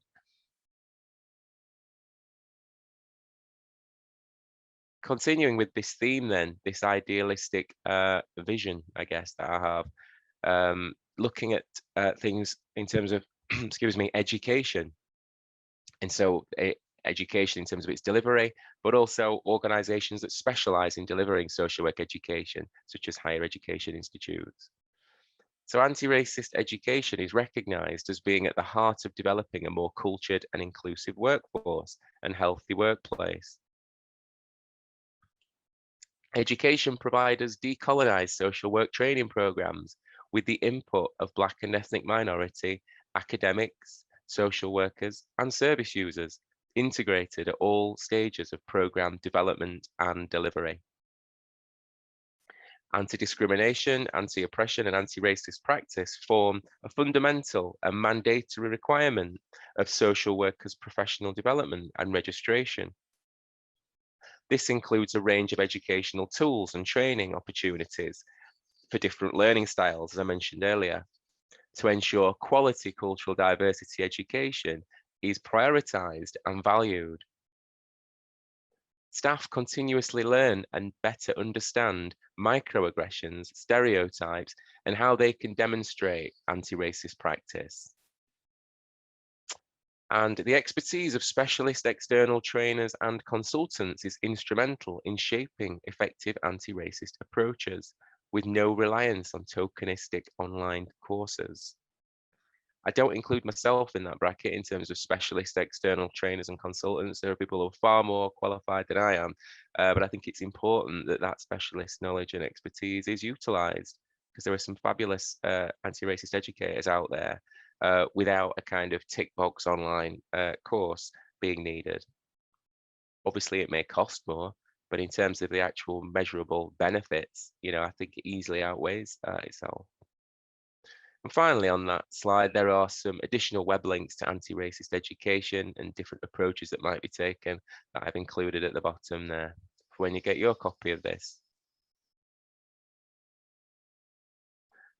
Okay, in terms of allyship, and again, sticking with this theme of what an anti-racist working environment might look like and what might social work employers do and what might the experience be like for social workers of colour.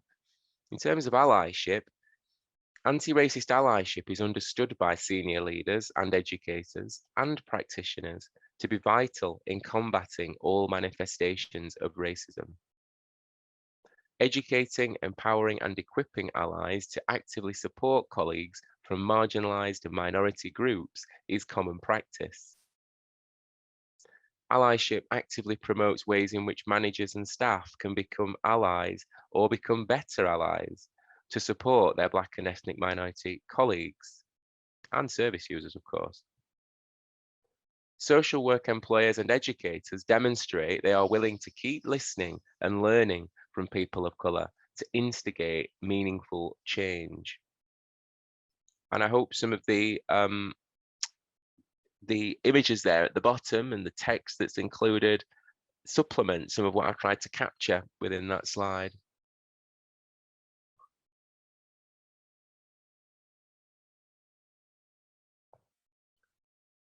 Here is an infographic to consolidate my proposals around allyship. And this is called the 7 A's of authentic allyship. So beginning with appetite, do you have the appetite to immerse yourself in the complex emotive world of race equality? Ask questions about race, be curious, read, learn and educate yourself. Accept there is really a problem. More data isn't needed. Acknowledge, openly acknowledge that the problem needs to be dealt with. Apologize, express sympathy that racism is affecting people of certain races. Assume, don't Instead, develop informed views by seeking to understand individuals. As I mentioned before, we're not a homogenous group, so each individual will have a different view about what they want to be categorized as, whether it's BAME, whether it's Black, whether it's, whatever. Work with that person, have a dialogue with them and aim to understand them as an individual. And finally, action. Take demonstrable action steps to establish equality and be accountable. Even at an individual level, I think it's important to be accountable. And of course, that's relevant to teams and groups, organizations, and national stakeholders as well. But it's important that accountability really is part of allyship. Otherwise, it's just performative.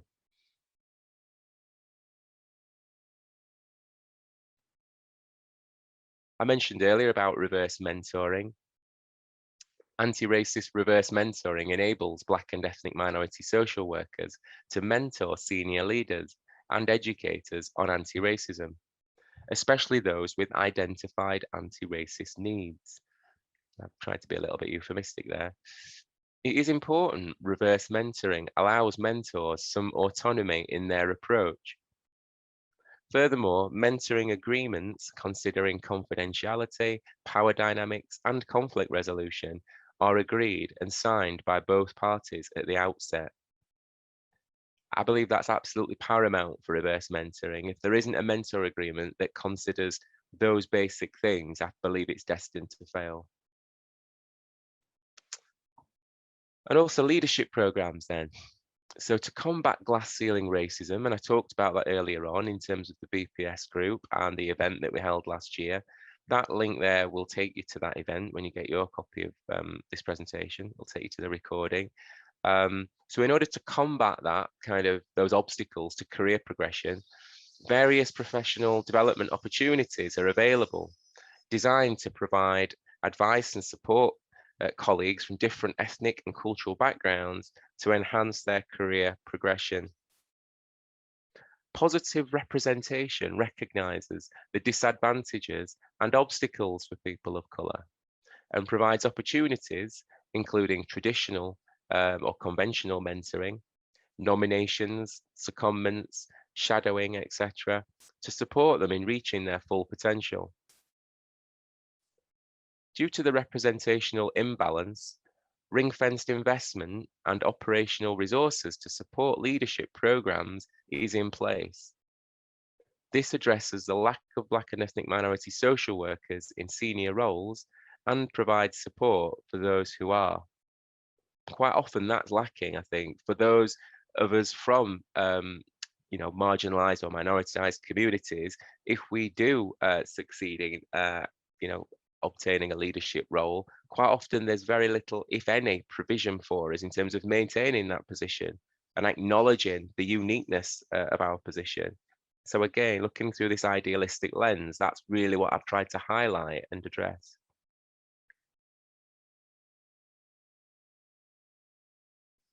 Coming towards the end of my presentation now, so I will be inviting questions shortly. Again, this is just to consolidate some of what I've talked about in terms of leadership. How can managers change the culture of their organization? Well, they can start by changing what people do rather than how they think. So that comes back to the policies and procedures that I mentioned and how they may be aligned to anti-racist values and ethics. It's also easier to act your way to a new way of thinking than to think your way to a new way of acting. So really trying to embed that culture. Giving employees the means by which they can successfully do their jobs. I think that's actually broader than anti-racism. I think that applies to social work as a whole, really. I talked about the 80-20 campaign earlier on. I think there's a whole host of other reforms that need to be made in order to make the role easier or more supportive for social workers across the board. Finally, recognizing that the way that problems are treated reflects your corporate culture.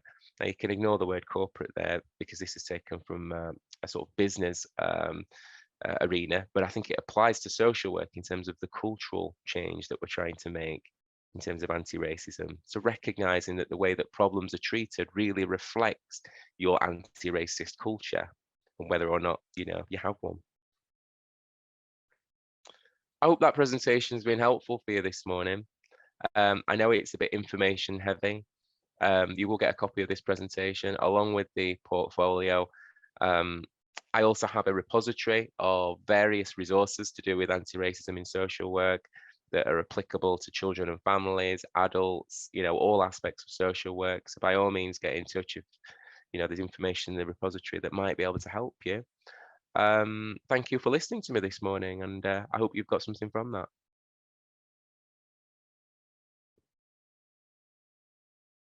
Over to you, Kate.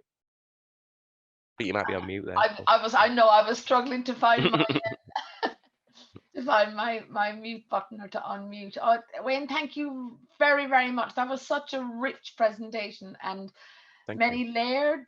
And I love the way that those resources that you refer to and talk to. It just feels like we could spend a lot of time just reading through your presentation and drilling down into the layers. And I guess, yeah, as a kind of poor metaphor in a way, I guess that's the way that I think racism has become systematized, if you like, as well within our institutionalized, or how the language people want to use. It needs a lot of unpicking and a lot of education from us being re-educated, so re-educated and thinking afresh about things to kind of dismantle, I suppose, some of what has been there for so many years. Now, I know within our teaching partnership here, I'm going to open it to the floor in a moment, but I know that there's been work with both universities looking at sort of decolonizing the curriculums, and I don't know if we've got anybody, Charles, who's here from either of our universities that are in the partnership. But so I'm just putting those people on notice if there's anything that they would like to come and say. But there's been some wonderful comments in. I mean, I think just people talking about having accepted things the way they are, the narratives that they are for such a long time, and the need to challenge, and a bit of, I don't know, maybe a little, there's hope there, but there's also a bit of despair, I suppose, people feeling not being sure where to start. And the social structures that need to change. So those very institutions that do. So I'm just going to and then the one other comment that I noticed, I mean, I think Sylvia made it, and I think Jane followed up on it, which is what there was a potency about anti-racism efforts in the 80s that doesn't seem to have borne fruit, and hasn't made the changes that it needs to make. And it's what do we need to do differently and better this time? So these are some of the questions that are coming up. But I mean, can I throw it open to the floor? If people would like to speak. And Priscilla, Lorna, Jane, Sylvia have all commented, and Winnie. Sorry, I hope I haven't forgotten anybody. Would any of you like to speak to or ask Wayne a question, or even a comment that provokes discussion? Teresa, I know you've also spoken. It's Jane, Kate. I'd love to speak, if that's okay. Hi everybody, I'm Jane Carroll. I'm the assistant director in Havering, and Wayne, you've been the best start to my week ever. I have to say, I've been really excited about coming to this seminar today. I was determined. I was clearing my diary to hear you speak. So I just wanted to thank you for, I think the way you have presented this has been so incredibly inspiring, but also incredibly inclusive. I think it's, I think this is I know that we find this subject really difficult to talk about, but I think the way you've done this has been actually really inspiring, and has helped me to think about how can I lead this and go forward. And we have been doing a great deal in Havering, but I guess my sort of, comments really about, I think, come back to having been in social work for longer than you, a long time, over 30 years now. As Kate said, when Stephen Lawrence was murdered back in the 80s, I remember this huge call to action and lots of training and lots of thinking about policy changes. And I just wondered if I know you maybe not message, but I think it was just about how, do we have any reflections on thinking about why it was that didn't stick or make the lasting change that we had all hoped for? And I guess for me, it's about how can we do it differently? And so it's really thinking, maybe, have we learned anything from that? And so, I don't want this to be yet another year of conversation where we're all fired up and we all go at it, and then it all kind of just kind of dissipates and gets diluted. So I guess I'm just keen to sort of hear your thoughts about that. Yeah, okay, thanks very much for your feedback there, Jane. Really appreciate that.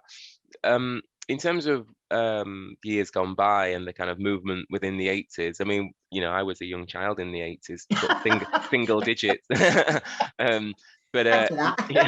but knowing my social work history, and, you know, like I mentioned earlier in the presentation, working alongside some of what I consider to be the anti-racism pioneers, I guess, and also my mentor was one of the people in my sort of native Sheffield who was quite prominent in terms of the anti-racism movement as well in that time. So piecing together all those different perspectives, my observations are that, yes, there was a lot of activism in the 80s. You know, there was a lot of interest generated, but that possibly dissipated because, you know, my understanding is it was quite an academic movement, and a lot of people who were, you know, proponents at that point were academics. So there was a lot of discussions, there was a lot of theorizing, there was a lot of forums and training, etc. But in terms of actual activism and action and lobbying, perhaps less so of that. And I don't see that as necessarily, well, it's problematic in the sense that, of course, we're still talking about racism in social work today. And if we look at progress, perhaps it has been stifled at times.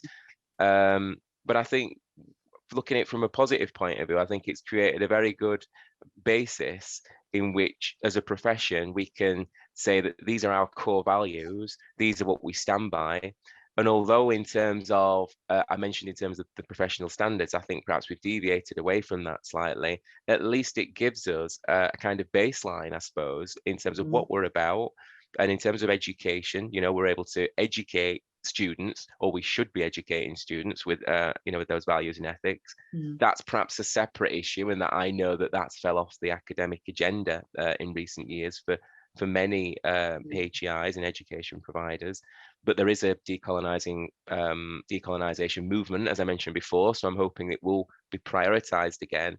My hope is that this time round that we're able to take all of that past experience, we're able to look at some of the gaps, such as workforce issues, which I don't think were addressed previously, the previous movement, something that I've tried to push and BASW have tried to push, so that at least we're moving forward and we're not stagnating or regressing.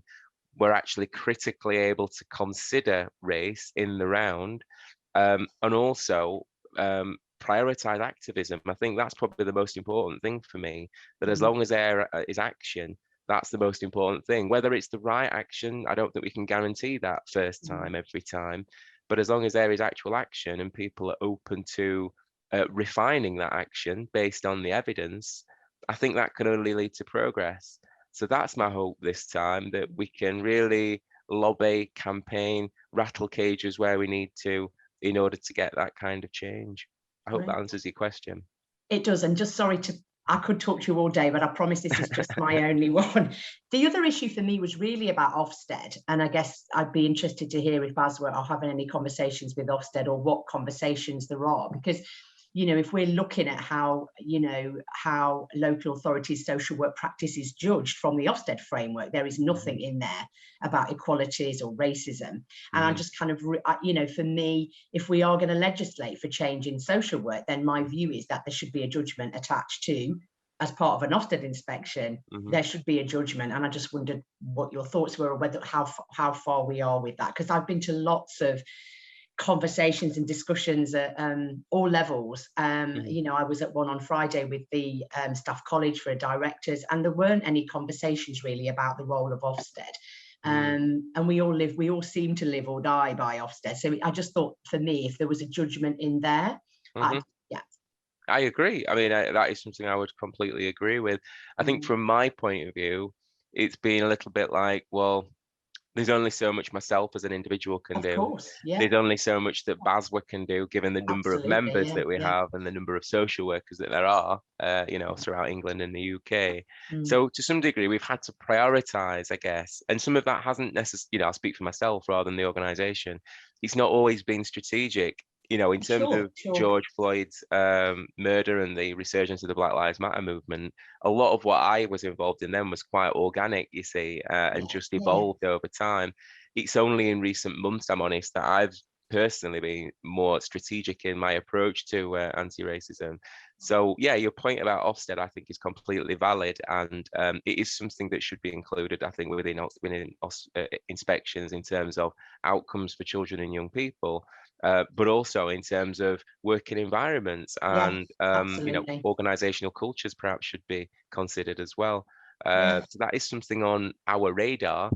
As to conversations that happen at the top, you know, I can't speak confidently about that because I'm not always in those meetings, but it's certainly something that, you know, I'm in agreement with, and I believe BASW England would be in agreement with. And I suppose just one final point on that would be about the workforce race and equality standards, that although those are aimed at the workforce, that is a matrix that is currently in operation, albeit just with a few local authorities, that is looking at, you know, the experiences and the outcomes for social workers of colour, people from Black and ethnic minority communities, and I think that will be a really useful tool going forward. And you know, I'm part of the advisory group for that, so you know, I will be looking to integrate anti-racism at every opportunity, really. Good. And there's a survey at the moment that's out as well. I know that's out nationally, that the survey in relation to the experience or the witnessing of racism. It's important for people to do that. Okay, and I think we can. I mean, I think from this discussion we can, you know, why not write to I know, I was wondering actually, because I'm not Wayne, I didn't expect you to be the one that did it. No, not at all. I suddenly thought, me and you should probably, me and you should write to them. Take an action to do that. That's an action we can do, and that sounds really promising. BASW Network would also endorse it. And I think, you know, not to forget that there are also adult social workers on this call, in this partnership, in this country, in this union. So definitely we must remember the CQC as well in that way. Absolutely. So Priscilla, I'm sorry, I promised that I'd speak to you. You talk a bit about massive despair, and I wondered if you wanted to say a bit about it or not. You choose. Just whilst Priscilla's deciding, just to say, please get in touch offline, won't you, Kate and Jane, regarding that letter, because that is something I think we could look at internally around endorsement, or at least supporting in some form or fashion. So yeah, all right. Okay, and it maybe Priscilla don't want to be putting you on the spot there, Priscilla. Apologies if I have. I know Lorna has made comments, and Sylvia. Would either of you like to come and add to what you've said, or indeed? Yeah, I'm Sylvia. I'm currently working with Tavistock, and I think Wayne, you've done some work for the Tavistock. I've attended Hi. And let me just note, I've sent you a LinkedIn message as well, because I'd like to have another discussion with you. So please look out for it. Okay. I suppose again, like our previous speaker, who I've been involved in social work for many, many years. And I'm trying to think about, you know, why it is that we lost the potency of anti-racism and anti-racist practice and anti-discriminatory practice over the years. And I don't think we can divorce the fact that, you know, what's happening in terms of social policy, in terms of our governments and so on. You know, there are times when our eyes will go off the ball because of all these other pressures that we're under. I think the fact that we now have, I mean, when I think about the 80s, we didn't have social media, we didn't have, you know, these great ways of communicating. And I think that's so powerful. I mean, as I've been sitting here, I've gone onto Twitter, and I mean, all these things are really, I think, going to help with moving forward and helping us not take our eye off the ball in terms of you know, the situation and the conditions that people are working in, conditions for our service users, etc., etc. Because I really don't want to think that we're yet again at this point, and it's just a cycle, and that we're at that point again. And I really, really hope that that's not the case. That was all I wanted to say. Thank you. Thank you. And it does sound more of a statement, Sylvia, than a question, but just in order to follow up on that, what you said, I think without wanting to be too pessimistic, I think there is a danger of it becoming a cycle, because there's lots of external factors and pressures, I think, which will force social work and social workers to prioritize other issues. I think that's just the nature of the world, really. I think it's just important that at this stage, where we have maybe a kind of daily decreasing window almost of opportunity as far as anti-racism is concerned, that we maximize that as much as we can. And I think the report that I mentioned goes some way to evidencing what can actually be achieved when anti-racism is prioritized in social work.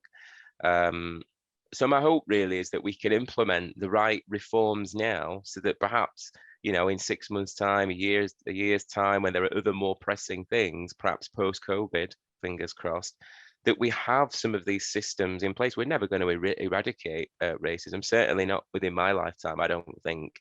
But what we can do is just keep trying to put one foot in front of the other.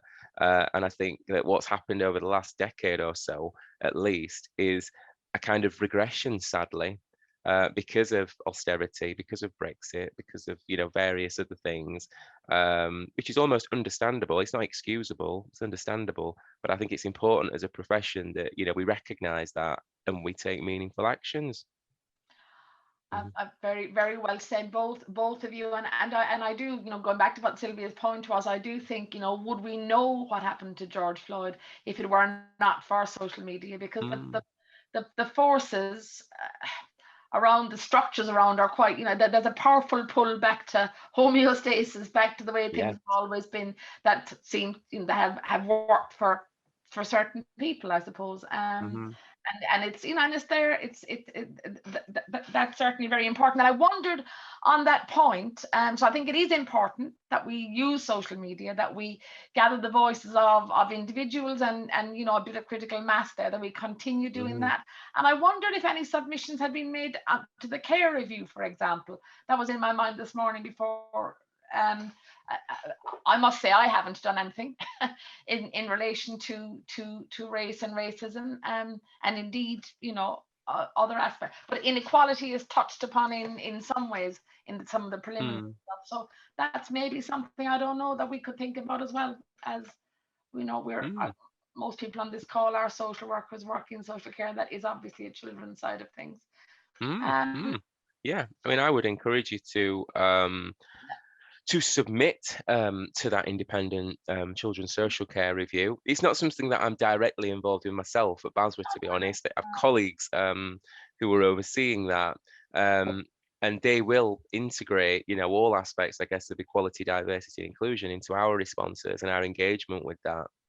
But I think it is really important that organisations also feed into that, and so it may be that you issue some sort of statement with regards to that review, perhaps. It would be a good thing. Now, there's another question here around, and please come in if people want to as well. I'm not trying to stop anyone. I would love to hear someone talking from an adult perspective as well. And is there any guidance on reverse mentoring? Well, no, is the quick answer to that. There isn't, because what you've just seen in my presentation is really just me. It's almost something that I just cobbled together, I guess, in a kind of proactive way. This presentation has been a kind of revamped version of a presentation that I delivered last year. And so reverse mentoring is something that I didn't think of. It's not my, I'm not the originator of it, but it's something that I was I can't even remember where I came across that idea, to be honest, but it's not mine. And then I just looked at it through the lens of social work and thought about the confidentiality aspects that I talked about, and power dynamics and conflict resolution, because obviously, from a social work point of view, those are quite important factors. I'm sure there are many others that I've not thought about. In terms of guidance, that's probably something that we should and could look at in the near future in terms of developing something. But at the moment, it's sort of like there's so many different avenues in which to approach this anti-racism, there's always something that's kind of being overlooked, if you see what I mean. And of course, yeah, and it's not all for you to do either. I don't think that was how it was. No, I don't think I didn't take it that way. I didn't take it that way, but yeah. And Sylvia's mentioned the NHS was looking at it, and I know it's something that has been mentioned in Havering as well. So maybe as a partnership, it is something that we could look at a bit more and watch the space that you've kind of outlined. And that's the idea, you see, when I talk about educating, equipping, empowering people, this is the kind of stuff really that's what I'm wanting to generate and promote, and where people are proactively able to develop some initiatives in this regard, I'm more than happy for them to get in touch with me and say, look, you know, as an authority or as an individual, we've come up with this. What do you think? Will BASW endorse it? I can't say guarantee a yes every time, but we'll certainly look at that. And if we can't endorse it, there's other ways that we might be able to support. Do you see what I mean? So by all means, this is the kind of desired outcome. Thank you. That's very helpful. I mean, I don't know if there are other local authorities, because I know there are things going on in Waltham Forest, particularly. I know because Vanna, I'm in the same network as she is. So yeah, so I think one of the things that you've made me think of today, Wayne, is action. Good. Kind of fine words and fine feelings and thought and passion, which is there for all of us. And I'm probably even older than Jane Carroll, so I've been longer in social work, and it is depressing, and I suppose if I'm really honest, I think I've always would say that I've been committed to being anti-racist, but I think my eye comes off the ball too. And I think if I'm really honest, as white people, it isn't always my lived experience. And I say that as, a white Irish person. I'm not going to go into all of that, but I certainly bear the privilege of the color of my skin and my class. But I think it is important that as a partnership that we think about something broader that we might sign up to. I'm not saying we do all that today, but I'm saying that with Charles and Megan's help, that we will try to engage some of the people in this call and people back at your own workplaces as well in more of a conversation. And one of the things I wanted us to think about was the glass ceiling. There's something that, we're meant to be looking at career progression in social work, how we train leaders, and leadership. Leadership isn't just a hierarchical thing. I will say I think it's different to management, and some of what you talked about from BASW is people being drawn into management more than anyway. I've read so many things this morning. I may have misattributed that to you, but I do think that it is helpful for us to be clear, I suppose, about where could we make a difference. Because the question you've asked left me with this morning is, so what? It's like, so what? We do all of this thinking and reading and I don't know, theorizing. Yeah. Well, good. I'm glad that it's had that effect on you, Kate, because really that's the aim, really, that people are educated to some degree, that they're empowered, but that it's also equipped them to think, well, actually, what can I do? What can I do in the space that I occupy? What can my organisation do in the space that it occupies? Do you know what I mean? Yeah. No one person or individual can change everything overnight, but, kind of what can we do in the spaces we occupy? That's the desired outcome, really. Yeah. And so we're coming up to 5 to 12. Oh, there is another new message. Sorry. No, this is from Azam. Can you read? I don't know, Azam, if you'd like to say, or would you prefer for Wayne to read it in the chat, or me to read it out? No, I can read it. Hi. Good morning, all. Morning, Azam. Hi. Hi, Wayne. Wayne, I sent you a personal message as well. I'm a Muslim male social worker from an African Asian background. So when you talk about racism, within the industry, I've been through it, and then. But also there was an article I just referred to by Sue Cook. She's a lecturer in social work at the University of Plymouth. that the knowledge is based on Western values. So, so a couple of things on this. So the first thing is that, you know, all assessments and everything that we do is based on Western values. So if there's an issue within the family, culture is not really looked upon, or what is within the culture, why certain things are happening. So it's everything's based on the British value, if you like, you know. Yeah. So if as practitioners now we take that into account, we shunned upon and is based, well, hang on, you don't know that, you know, we know better than you do. So this is how you do the assessments. You know, even though, I mean, I've been practicing for a very, very long time. But yeah, so is there anything on that you could comment on, or yeah, thank you, Sheila. So yeah. What do you think on this? Well, I can only agree, really, Azam. I think you've highlighted all of the issues there. To my knowledge, it's something that you know, other people within social work, and I'm thinking of academics that I've spoken with, different HEIs that I've worked with and collaborated with, and so on. You know, this is a kind of thought process or realization that I think is in existence across the profession. I think it's really about us developing that critical mass within the profession so that we're able to decolonize curriculums based on this understanding. So, you know, I've mentioned already this morning about a lot of fruitful discussions, a lot of theorizing, but in terms of action and the individuals and organizations that have the power to remedy some of what you've outlined there, I just think it's really incumbent upon them now, really, to instigate some of that change. Myself, BASW, and others, you know, will continue to highlight these issues and raise awareness, and where we can, campaign and lobby. But as I've already alluded to, I guess, you know, we can't do it all effectively. Social work is that fragmented, as I mentioned before. Really, it demands partnership working and collaboration between organizations for there to be any meaningful change in this regard. And as per some of the articles I've written of late and things, people have seen those, that's where I feel the anti-racism movement is lacking to some degree in social work. You know, at a local and regional level, there's lots of work taking place, and the report I mentioned that I published recently evidences that. But what is lacking, I guess, is for national stakeholders to recognise their part that they need to play in this, and you know, the frameworks that they're custodians of, or the standards that they're in charge of, actually reviewing those and making the necessary changes.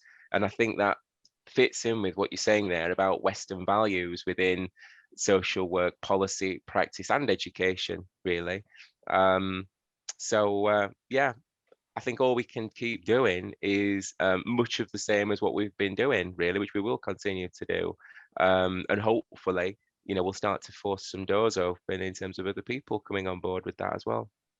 And if I could say, kind of my opinion, if I could give to Jane, you know, being in such a high post, to perhaps hold, because I've worked in Havering many years ago, to perhaps hold small forums or small groups discussing, you know, what the ethnic social workers are going through. Or sometimes a lot of times managers don't listen, and that's the basic, you know, crux of it.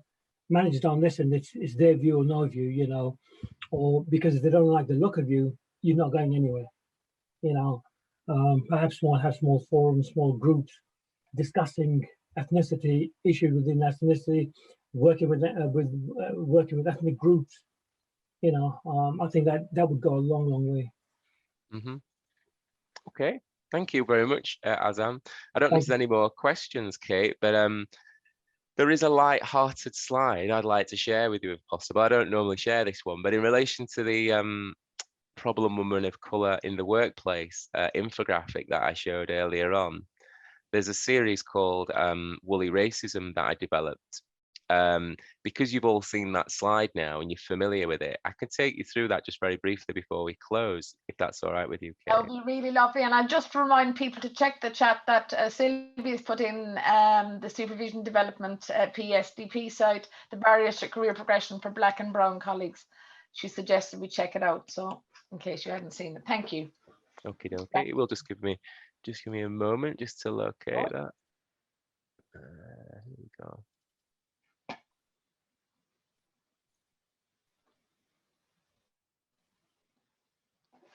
We're doing all right for time as well, aren't we? We so are. that's good. Yeah. Very well. Okay, that's good.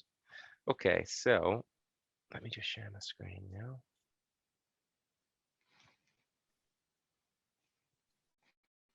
So I hope you can see this. You'll see on the right-hand side that there is the infographic I showed you earlier on, the problem woman of color in the workplace. You know how that story goes now.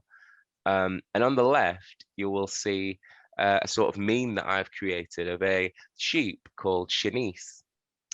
And I'll read you the text. So what you can see is Shanice, who is a black sheep in a field full of white sheep. And the comment or the intro is, meanwhile, at the Elite Leadership Annual Away Day, and there's a comment here from a senior leader, which says, afternoon, everyone. We've had a ramtastic BAME as part of our new, bold and innovative race equality strategy.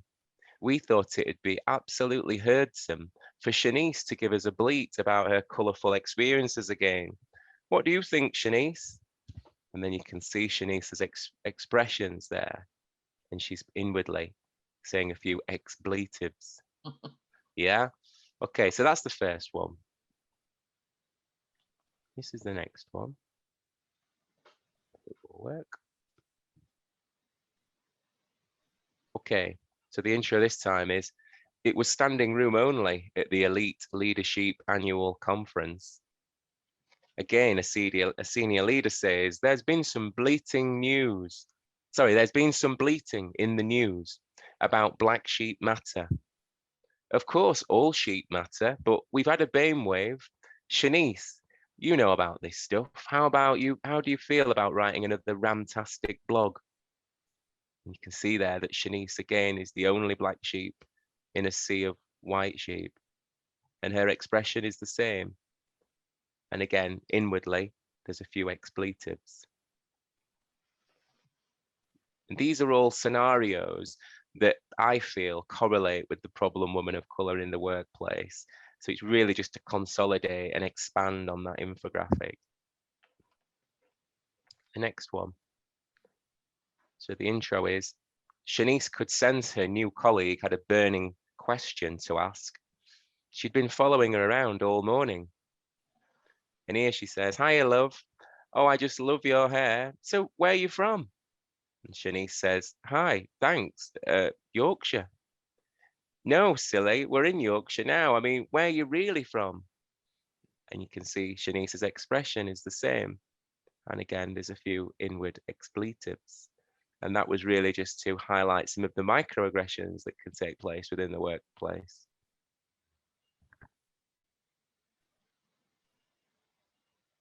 The next one is, the elite leadership meetings were in danger of becoming a bit predictable. And here we have another senior leader saying, so this Black Sheep Month, we are proud to remind everyone that we are an equal opportunities employer. Our colourful colleague, Shanice, is a ramtastic example of our track record. And as you can see, she's the only black sheep in a sea of white sheep there. And her expressions are the same, with a few expletives. And finally, Shanice didn't like the senior leadership manager's banter, especially when he had an audience. I'm guessing you lot prefer the summer sun over this snowy weather, don't you, Shanice? I'm nearly as dark as you when I tan, you know. No point bleating around the bush. Again, another example of a microaggression, and you can see Shanice's expressions there at the bottom.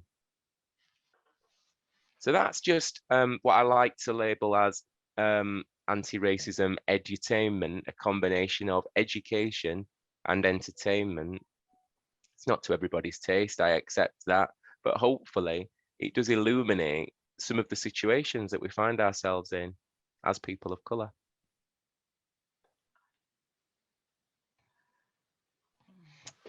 And that's the end. Thank you, Wayne. Thank you very much. There, you know, again, people are reminding us about research and practice. And Winnie has a question. I don't know if it's to any one person really, but it's Winnie's question is, why are people of African descent the only race referred to as people of color? Why not other races? And I suppose personally, for me, I would not see just as people of African descent, but then no. I don't know. I no, think it's me neither. common.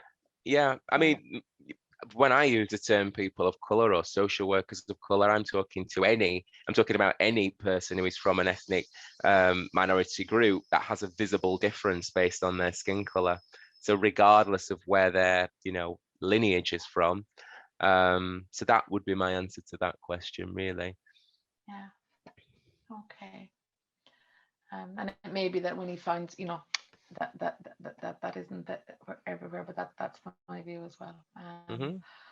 Okay. I think unless people have other questions, we could probably gift you back 22 minutes. There's a lot of very positive comments which we will share with you. You know, unremittingly positive comments. Well, fabulous. Thanks very much, everybody. And yeah, there's just loads and loads of very positive comments. And I apologize if I've missed any strand of thought, but don't forget to let us know. You know, you can drop a note we've got an email address, don't we, Charles and Megan? Do we? Is the best? Right. Yeah, I'll hand over to Charles. Go on. Yeah, we have an NELTP email address. It's NELTP.events, and that's @gmail.com.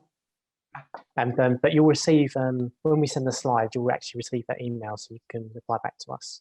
Exactly. So if there are things that you want us to highlight, and just to remind you, the things that we've said we are going to write to Ofsted, and we're going to consider how we might do something with the care review, and have a think about pulling together ideas from the partnership about reverse mentoring, and the glass ceiling, I suppose. So they're the things that have kind of come up in the conversation, but there may be other things as well. Loads of actionable matters, as Sylvia says. Excellent. So thank you very much. Can I just add, just to the attendees, there's a link in the chat that's for the evaluation form about today's session, and there's also questions about like the partnership, like going forward as well, like what you'd like to see. So please do follow that link and fill in the feedback form. Yeah. Hi, sorry, Charles, can I just say the link's not working? It's not working. No, it says CPD feedback form. Please contact is no longer accepting responses. All right. Let me try. Yes, it's saying the same thing to me. Actually, I've just put a link to the portfolio in there, so people have got easy access to that. But I shall leave you then just to remedy some of those other technical issues if there's no other questions for me. Thanks for listening this morning, everybody. Really appreciate it, and I hope you got something from it. Thanks, Wayne. It was brilliant. Thank you. Excellent. All right. Have a good day, everyone. Thank See you. you.